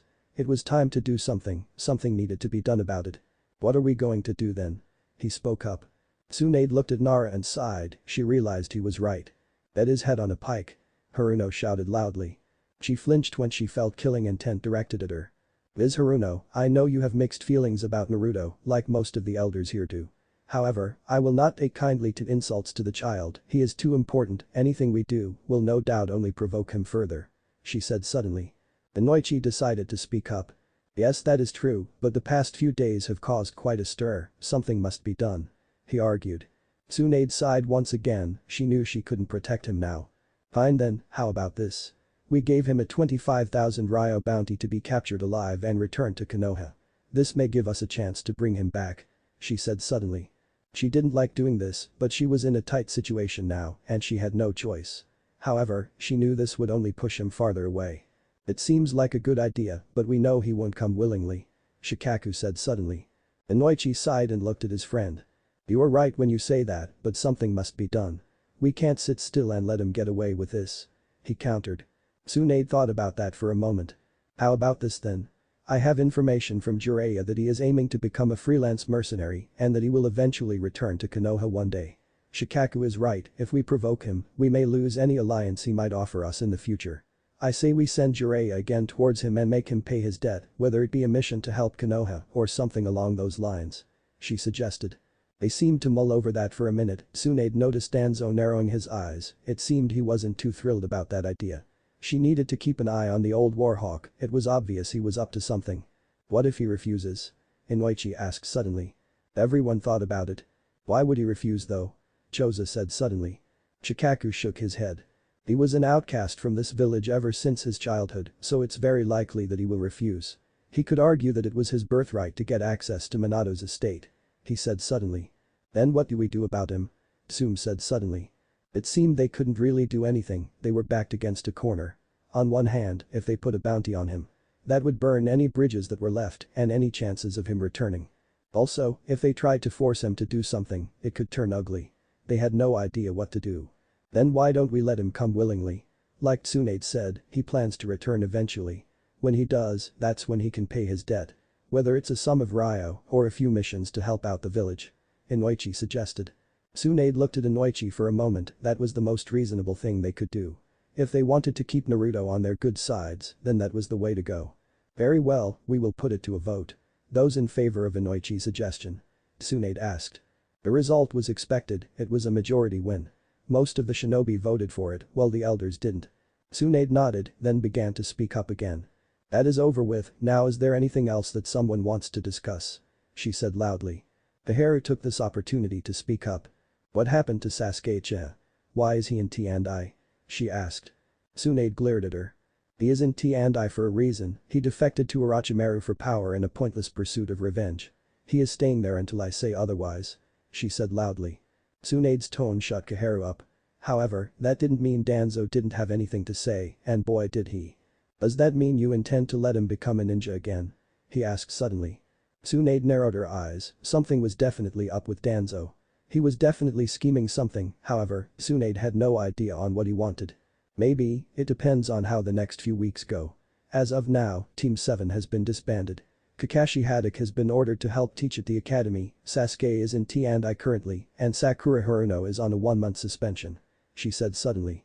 They were surprised, it seemed Tsunade really meant business. Sasuke-cha. What are you hoping to get out of him, Tsunade? Inoichi asked suddenly. Tsunade sighed and looked at the Yamanaka. I want info regarding Orochimaru, anything will help. Preferably his subordinates and hideouts, also hopefully information on Akatsuki. Jiraiya knows he was a member once. She replied. Inoichi put his hand on his chin as he thought about it. Who do you have interrogating him? He asked suddenly. Tsunade grinned. Enko Mitarashi. She said. Silence was met with that. Most of the shinobi who knew of her shivered and cringed. For Sasuke to be interrogated by her, God have mercy on him. She was definitely a sadist, no doubt about it whatsoever. If anyone could get that info, it would be her as well. They knew that her methods were sometimes a bit unorthodox and frowned upon, but they definitely got the job done. After all, results were results. Are you sure that's a good idea leaving him to her? Inoichi asked suddenly. Tsunade chuckled. Well, I know she won't do anything fatal to him. However, she would do anything she could to get the information out of him. I have faith she won't take it too far, after all Ibiki is there as well, not to mention the other people at T&I. She said suddenly. They sighed as they realized that they couldn't do anything about it. So is there anything else to discuss? Tsunade asked suddenly. Nothing was said, no one had anything to say. That was final, and everyone knew it. Tsunade sighed, then began to speak yet again. These actions that have been brought upon the parties are not going to be reversed. She started. Some elders started to speak up, along with some civilians. However, Tsunade wasn't having any of it. Her tone was final, and that was that. No arguing whatsoever. She suddenly got up and started to walk out. It was obvious as to what it meant. The meeting was over. Nothing more to be said. Scene break with Naruto. Not that far away from Konoha, Naruto found himself sitting by a river. He was about to look at his father's notes a bit before heading to Suna. As he sat by the riverbed, he stared aimlessly at the scroll that was in front of him. Unopened, he knew once he started to learn his father's techniques, there was no going back. They would know he was Minato Namikaze's son, that much would be obvious. It was time. As Naruto opened the scroll, he couldn't help but feel nervous. He decided to start with the Rasengan, even if he knew it already. There might be more than he knew, something to add to it. That was what drove him to start on that subject. So he started to read. Son, this is one of my prized techniques. I've taught it to several people. Some you may know, some you might not. The Rasengan is very powerful if used correctly. I've based it on the Bijudamas the Biju themselves use. There are 3 steps to use it correctly below. Naruto stared at the small passage that was in the scroll, the Bijudama huh? He quickly thought. He didn't know of the technique that well, but he knew of its power. To base that off the Bijudama. Minato Namikaze was a real genius. Kyuubi said suddenly. Naruto looked up as he heard the fox, it was something astounding. To base the Rasengan after the move the Biju were known for. Minato Namikaze was a real genius after all, and Naruto was proud of that fact. He started to feel tears as he thought more about it. His father. Naruto then noticed a small passage at the end of the note, he knew it was about the Rasengan. However, he didn't know what it entailed. So he started to read it. Naruto, this part is for when you have successfully performed the Rasengan. As you know, there are 3 steps to using the Rasengan, but that is not all. No, the Rasengan isn't complete. There is an additional step you can do. I haven't completed it. This is the final step to the Rasengan, and I hope you can successfully do it. The step is to combine elemental manipulation with the Rasengan, thus making it with an elemental nature. Doing this will make it more powerful than it already is. However, it is no simple task. As I said before, even I couldn't achieve this. I hope you will be the one to complete the Rasengan Naruto. This is all I have for you. Naruto stood up and looked up to the skies. He promised himself that he would do it. He knew it would be a challenge. However, he welcomed the challenge. Elemental manipulation with a that doesn't have a nature is very difficult for Naruto. I think you should try with the fox fire before you try with your wind affinity. This way, you have something to go off when you go for wind. Kyuubi said suddenly. Naruto nodded and began to call upon the Kyuubi's chakra. Soon his eyes had turned red and the familiar cloak of demonic chakra was covering him. He started to breathe in and out, trying not to lose control. He knew that this process was going to require a large amount of control. To combine the fox fire with the Rasengan, all while in this form, would be draining a lot more than usual. As the familiar sphere was formed in his hand, he started to summon the fire. However, it was resisting and it wouldn't do as he wanted it to. After about 15 minutes of concentrating and maintaining his focus, the fire started to swirl around the Rasengan a little. However, due to the fact he was already low on energy from his trip to Konoha, the Rasengan instantly faded along with the fox fire. Soon the demonic cloak faded too, leaving Naruto panting for breath. You're exhausted, Naruto. You haven't had the proper amount of time to rest and recoup your strength. However, you're not that far away from Konoha, so you don't have that option now. I suggest you head off towards Suna, then find some place to lay low. Kyuubi said suddenly. Naruto nodded meekly and stood up, he knew he just sent a beacon as well. Anyone would have felt that power. He wasn't that far away from Konoha either. So it was only a matter of time before they sent search parties. It was time to go. With those thoughts in his head, he started on his way towards the land of wind. It was a few hours later and he finally arrived at the gates of the village. It looked just like it did before. It was just morning, he had been going throughout the whole night. He wanted to get something to eat. However, he didn't really know the village that well. It was 15 minutes later and he finally found a food stand. It wasn't anything fancy or rundown. Just a simple shop for food. He walked up to the stand and waited for someone to take his order. However, as the person walked over, their eyes widened. Naruto raised an eyebrow as he wondered what could be going on. However, before he could speak up, he felt something against his neck.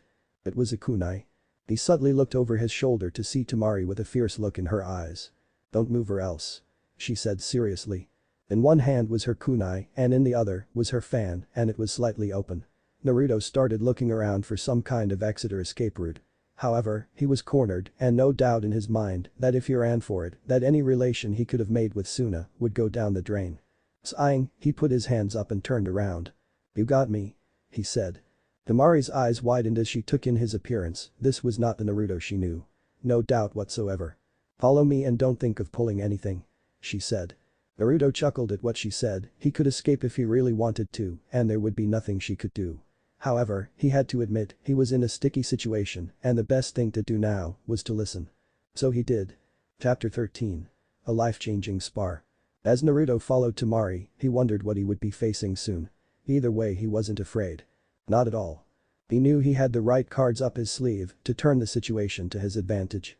"So where are we going?" Temari stopped and looked over her shoulder and just saw the reminder of what Naruto's appearance was. There was no doubt in her mind that the childish boy she met at the exams not that long ago. That's when she started to speak. "We're going to the Council of Elders to find out their decision," she said. Naruto raised an eyebrow but nonetheless shrugged and nodded. "Beware Naruto, do not do anything stupid. This is the opportunity we wanted, play along for a bit, if it becomes like a Konoha council meeting, then tell them flat out what you want," Kyuubi said suddenly. Naruto nodded mentally and continued to follow Temari. He didn't know his way around the village that much. So it was better to wait it out. Before they knew it, they arrived at a tall building. Naruto knew this is where it was going to go down. Temari suddenly turned around and once again she was shocked at Naruto's new appearance. That was still a fact in her mind. She shook off her thoughts and started to speak up. "This is where the council meets, we will see what they will do now," she said suddenly. Naruto nodded and followed her inside.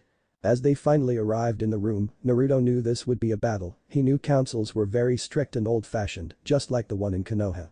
"Elderly, I have brought Naruto Uzumaki. I found him in the village earlier," Temari said loudly. They were silent for a bit, then they started to speak. "Naruto Uzumaki, a missing nin from Konoha. You just happened to show up in Suna. Why? What are your plans?" one asked loudly.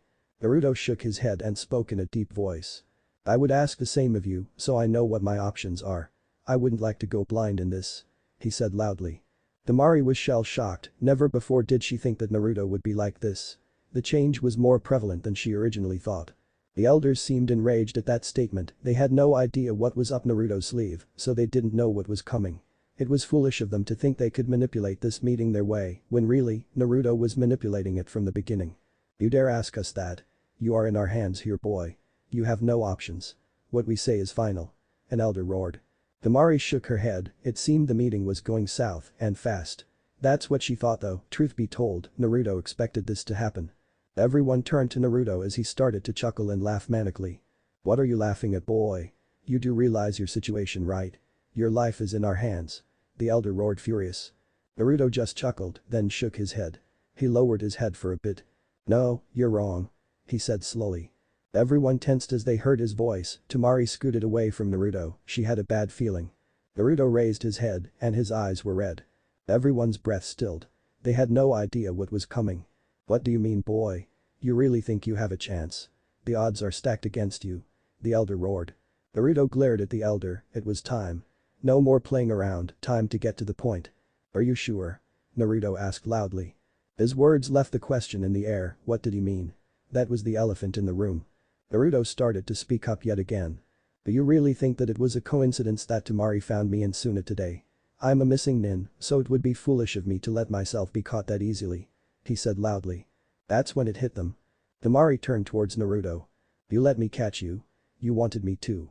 Why?" she asked loudly. Everyone else wanted to know. Naruto chuckled and spoke up. "Nothing on you, Temari, I just needed the fastest way to meet with the council and I needed the cleanest way too. Couldn't have bloodshed on my hands at a time like this," he explained. The elders stared incredulously at him. "Then what do you want?" one asked. Naruto chuckled and looked at the elders sharply. "The reason I'm here. I'm here to offer you a proposition," he said loudly. Silence reigned in the room for a while, but suddenly several chuckles erupted from the elders. What could you offer us? Your situation is a critical matter, to trust you would require a lot of proof. One said loudly. Temari looked at the room in awe, she had no idea what was coming. Naruto raised an eyebrow as he stared at the elder. What he said made him a bit confused. You want proof? He said in a low voice. Everyone looked at him strangely as he spoke. Bring it, whatever you got I will take it. He said with a grin. The entire council looked at him strangely, Naruto stared defiantly back at them. Temari seemed a little shocked at what the meeting turned out to be. Are you sure about that? We know you're a Kyuubi, but you can barely control it. What chances could your proposition be of worth to us? One elder. Naruto chuckled and it turned to full-blown laughter. Are you sure about that? I know for a fact I'm way stronger than when I was at the village. Do you want proof? Besides the fact that I've traveled to Kumo and personally gotten a deal with Arakage in order to get training from one of his top ninjas. Also the fact I learned so much from the time I've left and now I'm here for the same reason. Naruto shouted loudly. After Naruto's outburst, complete silence reigned in the room yet again. They weren't sure if they heard him right. You boy. You made the Arakage a deal and he accepted it? One asked incredulously. Naruto narrowed his eyes, these elders were really testing his patience. It was time to show them just who he was and what he could really do. Their opinions are damned. He had enough and it was time to prove a point. You continue to question my story. Very well, you said you wanted proof and you will get it. I have a suggestion for you. He said loudly. The elders looked at each other and then back to Naruto. What is your suggestion? One asked. Naruto looked at them and spoke loudly yet again. Bring out Gaara and we will have a spar. I will show just how stronger I have become. He said. The elders chuckled yet again. You may have beaten Gaara in the exams, but he has gotten stronger and is on his way to becoming the Kage. Can you handle that? He has changed and you will see it for yourself. One said. Naruto shook his head. Bring him then. Was all he said. They nodded and before anyone knew it, they were in a clearing of some sort. It was most likely a training ground for Suna. Gaara stood in front of Naruto with determined eyes. The council and Temari were there as well. I will fight you seriously, Naruto Uzumaki. I suggest you do the same. Gaara said loudly. Naruto chuckled and gave a thumbs up. You know it Gaara, don't hold back on me now. He said. Gaara nodded and suddenly sand swirled around him. Naruto grinned as he knew this would be a good test of his strength. As Gaara launched a blast of sand towards Naruto, everyone was surprised to see him dodge it easily. Gaara looked at Naruto for a moment. Suddenly Gaara's eyes hardened as several torrents of sand were fired off quickly. Naruto instantly saw them coming and started doing hand seals. Before anyone knew it, several Narutos appeared and catapulted Naruto over Gaara's attack. As Naruto landed he quickly dashed towards him to get in close. Gaara instantly covered his arm with sand as it hardened when Naruto went to strike. Naruto's arm was stuck in the sand as his fist connected with it. He looked at his arm as the sand hardened around it, he tried breaking free from the sand grip. However, he couldn't get it loose, now it was time to force it. As Naruto finally gave up on breaking loose, he knew it was time to add some extra power. Gaara instantly noticed the change in Naruto's behavior, Temari noticed it as well. Suddenly Naruto's eyes hardened and Gaara instantly noticed his look. It was savage, unyielding and primal, it was a sign that the beast was finally out and ready. Suddenly the sand around Naruto's fist started to glow red. Everyone watched with stupor, they had no idea what was coming. Gaara instantly felt his chakra rise in massive amounts, he had no idea what he was planning to do, but he knew with Naruto's chakra reserves that it could do a large amount of damage to him. Before everyone's eyes a massive amount of chakra was building up and exploded like a volcano, sending both Naruto and Gaara flying backwards. The elders were shocked, their opinions of the boy were wrong, and they had no idea just how strong he was. Temari was completely shocked, from when she last tried to fight him, he was still a little new, but it seemed he had grown and was starting to truly become someone new. She had no idea what it all meant. As Naruto and Gaara both got back up, it seemed that Gaara protected himself at the last moment, Naruto on the other hand was scorched, however, before everyone's eyes, the burns started to heal and were replaced with new skin. Naruto looked at his arms in surprise, his healing rate wasn't that fast. You idiot Naruto, you just built up a large amount of my chakra on your arm. That isn't something to take lightly, my chakra is volatile and destructive, it only takes a small amount to cause an explosion. Any more chakra and it strengthens the blast. Naruto heard Kyuubi and understood what he meant. He had to be careful with his chakra more, the amount he used was only a little bit. However, it was very effective and only adding more would cause more problems. Naruto looked at Gaara, who was sizing him up. He knew Gaara wasn't done at all, he knew it would take a lot to make Gaara give up, that was a fact in Naruto's mind. Suddenly Gaara started to make his move. Gaara started to gather a large amount of sand while holding his hands together above him. Naruto looked at the massive pile of sand that was starting to build above them. Suddenly Gaara slammed his hands to the ground and the sand followed. However, it didn't do what Naruto thought it would. The sand delved downwards as it landed. Naruto looked at the ground around him as it started to shake wildly. Suddenly several spikes rose up from the ground. Naruto instantly dashed forwards. He knew Gaara would only start again. He needed to get in close. As Naruto charged towards Gaara, the spikes were appearing in front of him, making him have to jump around them. Gaara was making this environment an advantage. Suddenly Gaara raised a hand and sand hardened around it, forming a large claw. Gaara proceeded to charge at Naruto with and continued to swipe and slash at him. Naruto dashed backwards to avoid Gaara, who slammed his sand claw into the ground. Naruto knew he needed to wear Gaara down a bit, he couldn't go forever. That's when he pulled out Samehada. Everyone stared at the sword for a moment. Suddenly Naruto charged forwards and went to strike. As Samehada connected with Gaara's claw, everyone was surprised when it started to suck the chakra right out of it. Making it smaller as it drained the chakra, Gaara looked at Naruto in stupor. Temari was completely shocked. She saw the sword earlier and wondered what it did, and now to see it, it blew her mind. How could he get something like that? She wondered awed. The elders were completely shocked. They knew what the sword was now and knew just how powerful Naruto could be with it. Samehada. Sharkskin, one of the most terrifying swords of the 7 ninja swordsmen of the mist. To wield such a weapon. One elder spoke aimlessly. Temari looked at the elder in shock, then to Naruto. What does the sword allow the wielder to do? She asked curiously. She didn't know if she would like the answer that much. The elder turned to her and spoke again. The sword devours chakra, any kind of it. It can also feed off the wielder's chakra, thus making it a ton more dangerous. They said. Everyone looked at the sword and felt a chill down their spine. Gaara instantly yanked his arm back and slammed his other hand on the ground, making a large shockwave, giving both of them some room. Naruto grinned as Gaara obviously still wasn't done, and he had a bloodthirsty look in his eyes. He still had the Bijuu, so Naruto knew Gaara would use its power, that is if he could learn how to control it. Suddenly the sand shifted around Gaara in large amounts, as a large amount started to cover him in armor. Naruto watched as the armor hardened and grew spikes as it reached Gaara's feet. Naruto looked at Gaara and knew that this was going to decide the battle. This was it, and there was no way around. Naruto knew he needed to find a way to break through his armor to get a solid hit. If he could damage it first a bit, then he could launch a more powerful attack and maybe shatter it. Gaara, I must say, you have improved quite a large amount since our fight at the exams, however I must say it is time to put it to an end. You have earned my total respect when I say this, you are like a brother to me, and you have shown me your strength. Now I will show you mine. Naruto said loudly. Everyone, even Gaara was shocked, but even he kept his guard. He felt the same way too. Naruto had shown him the true way, and it was obvious to him that Naruto wasn't going to hold back anymore. Suddenly Naruto flipped through hand seals, and soon tens of shadow clones appeared. Gaara looked around at them as they surrounded him. He suddenly raised his hands as all of them started to charge at him. The real Naruto dashed in as well, this time he leaped upwards. Everyone watched as he went through a different set of hand seals. Ibashi. Everyone heard him shout. Suddenly a wave of electricity shot towards Gaara. Naruto fell to the ground as he watched the attack connect. It seemed what he thought about worked, since Gaara was in some heavy armor, especially his sand armor, which even though it was sand, had some part of earth in it. He was right when he thought that an electric attack would most likely cause a good bit of damage and stun him for a bit. Naruto took the moment and dashed in and pulled out Samehada once again. This time he swung it with a lot of force and slammed it into Gaara's abdominal area.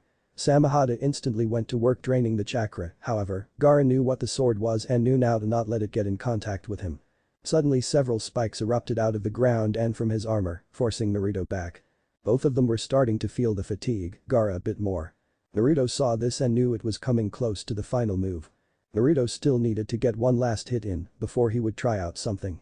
Suddenly Naruto started to form the shadow clone hand seals, and he used his clones to launch him at breakneck speeds. With him flying towards Gaara, he reeled his leg back, and as he came close, he launched a devastating blow to his armor.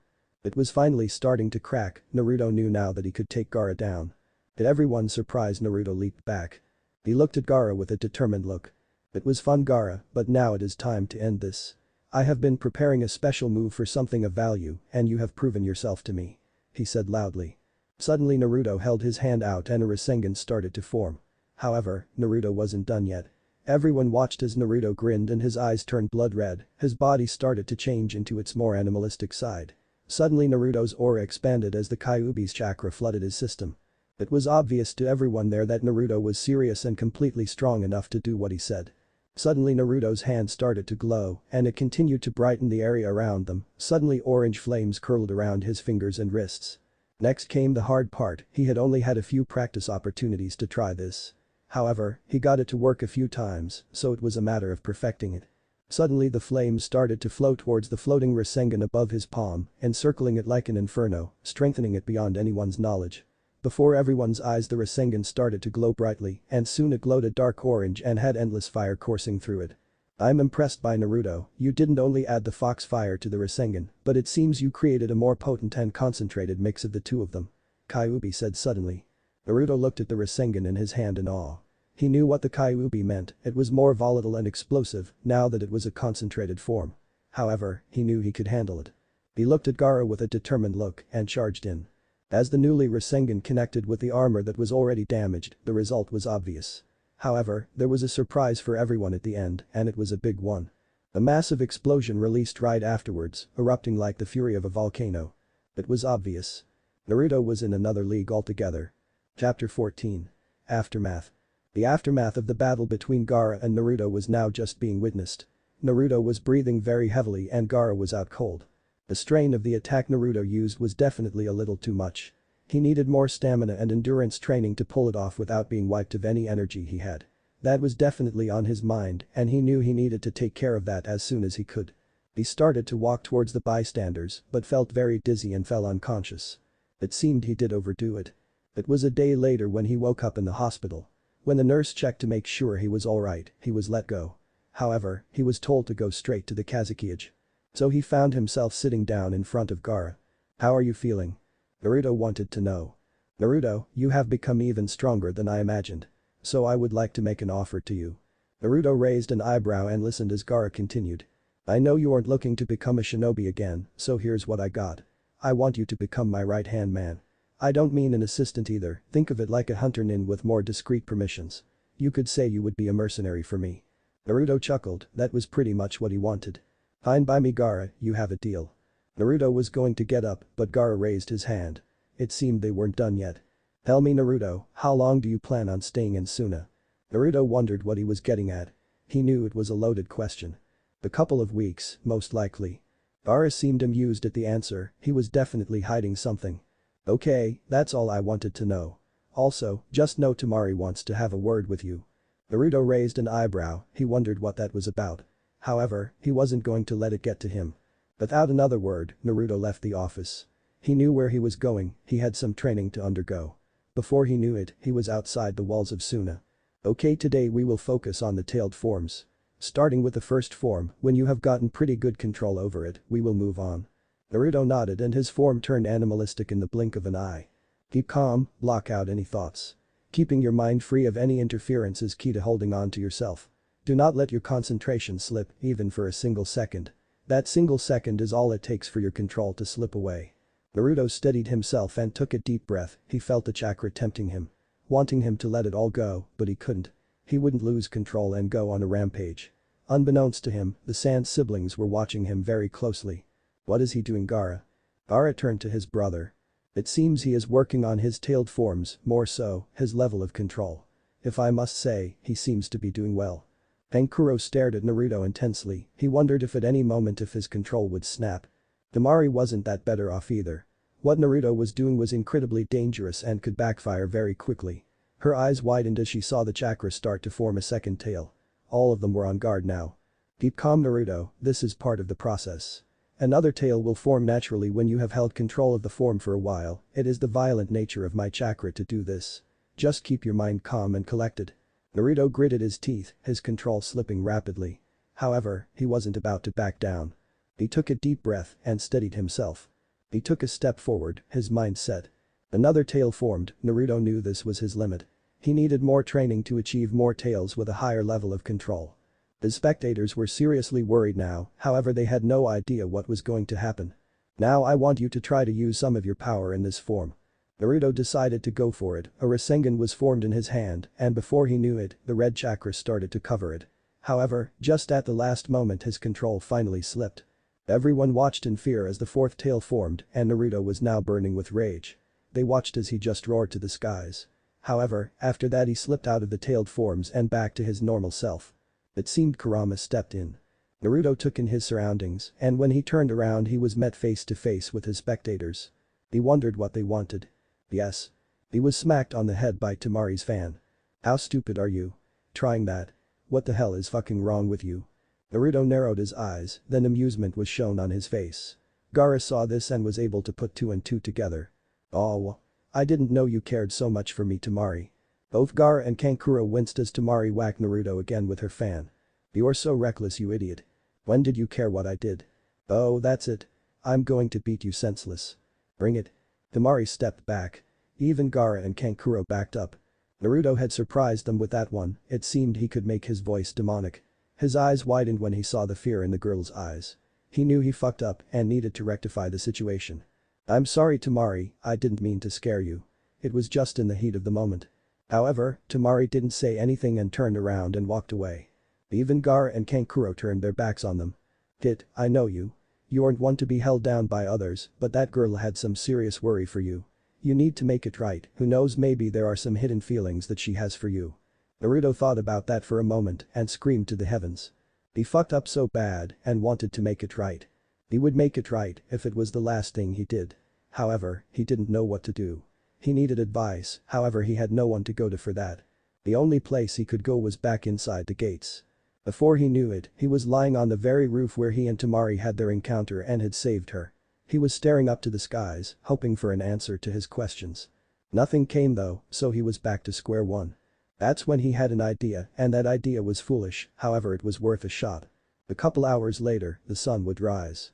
However, Naruto wouldn't be in Suna. No, by sunrise he found himself back in front of the gates of Konoha. Quickly placing a hinge on himself, he walked through the streets and found what he was looking for. The Hokage's tower. He knew what he was doing was foolish.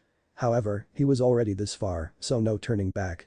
He saw the open window and knew that was his entrance. Tsunade was having a relatively good day, that was until a complete stranger jumped through the window and landed in front of her desk.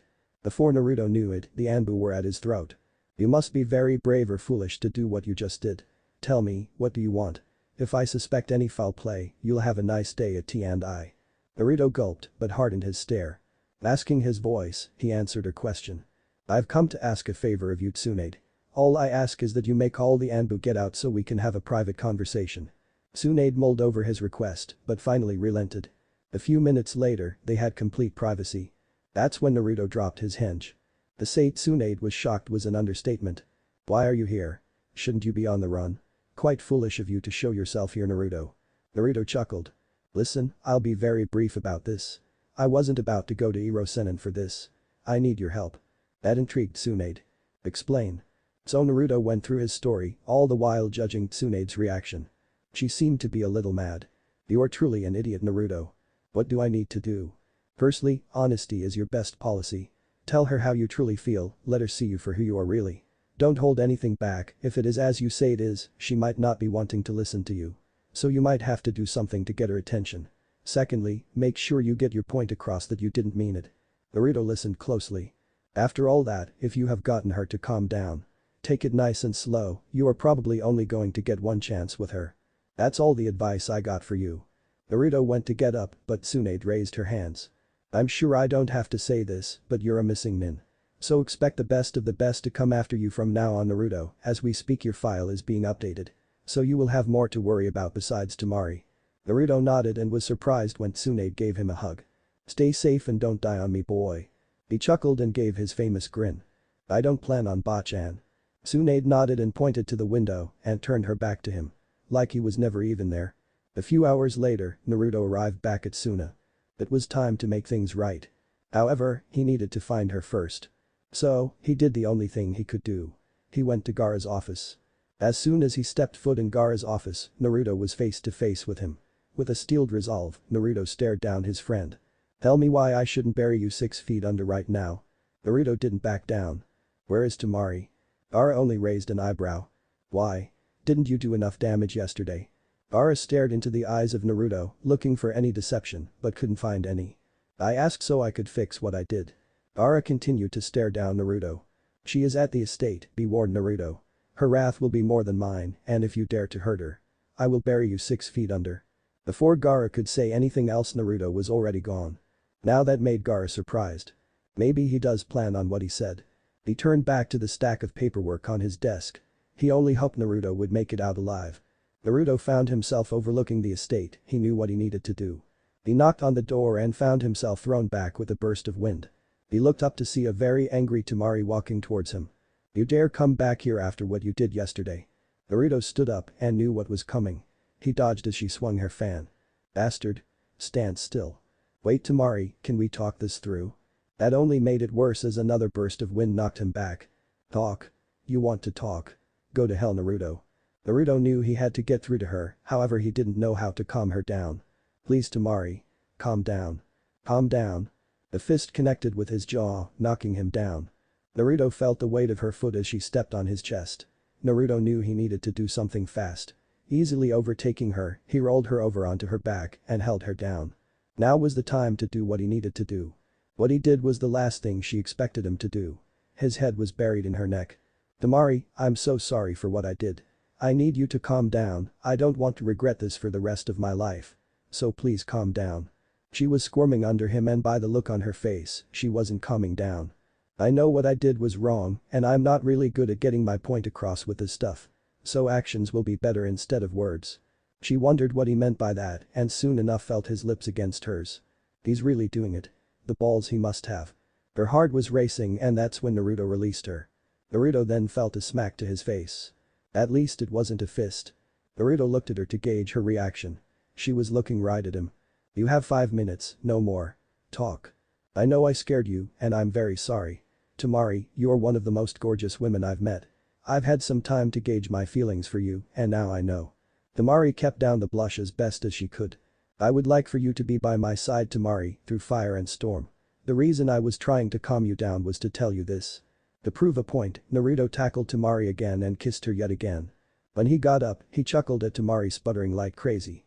Once she got a grip, she turned to Naruto. Okay, Naruto, I'll bite. What do you want? Naruto knew that she knew what he would say. Will you be my girlfriend? Naruto was surprised by her answer. Instead of saying yes, she just tackled him. It seemed he got what he wanted. If you wanted me so badly, all you had to do was ask, Naruto. Are you sure you can handle me? Naruto chuckled. If I can handle being the Jinchuriki of the nine-tailed fox, I think I'll be fine with you. Temari smiled. Very well, Naruto. Naruto smiled and took her hand. As he got up, he got another smack to the face. That was just a reminder, don't fuck up. Naruto chuckled and nodded, then pulled her close to him. It seemed the future was looking up for Naruto. Thanks for watching, everyone. I really hope you enjoyed it. If you want to see the next part of this series, make sure to turn on the bell notification so you don't miss it. Don't forget to like, subscribe, and drop a comment down below. Also, feel free to check out the other videos I've created, I'm sure you'll enjoy them too. See you guys in the next video.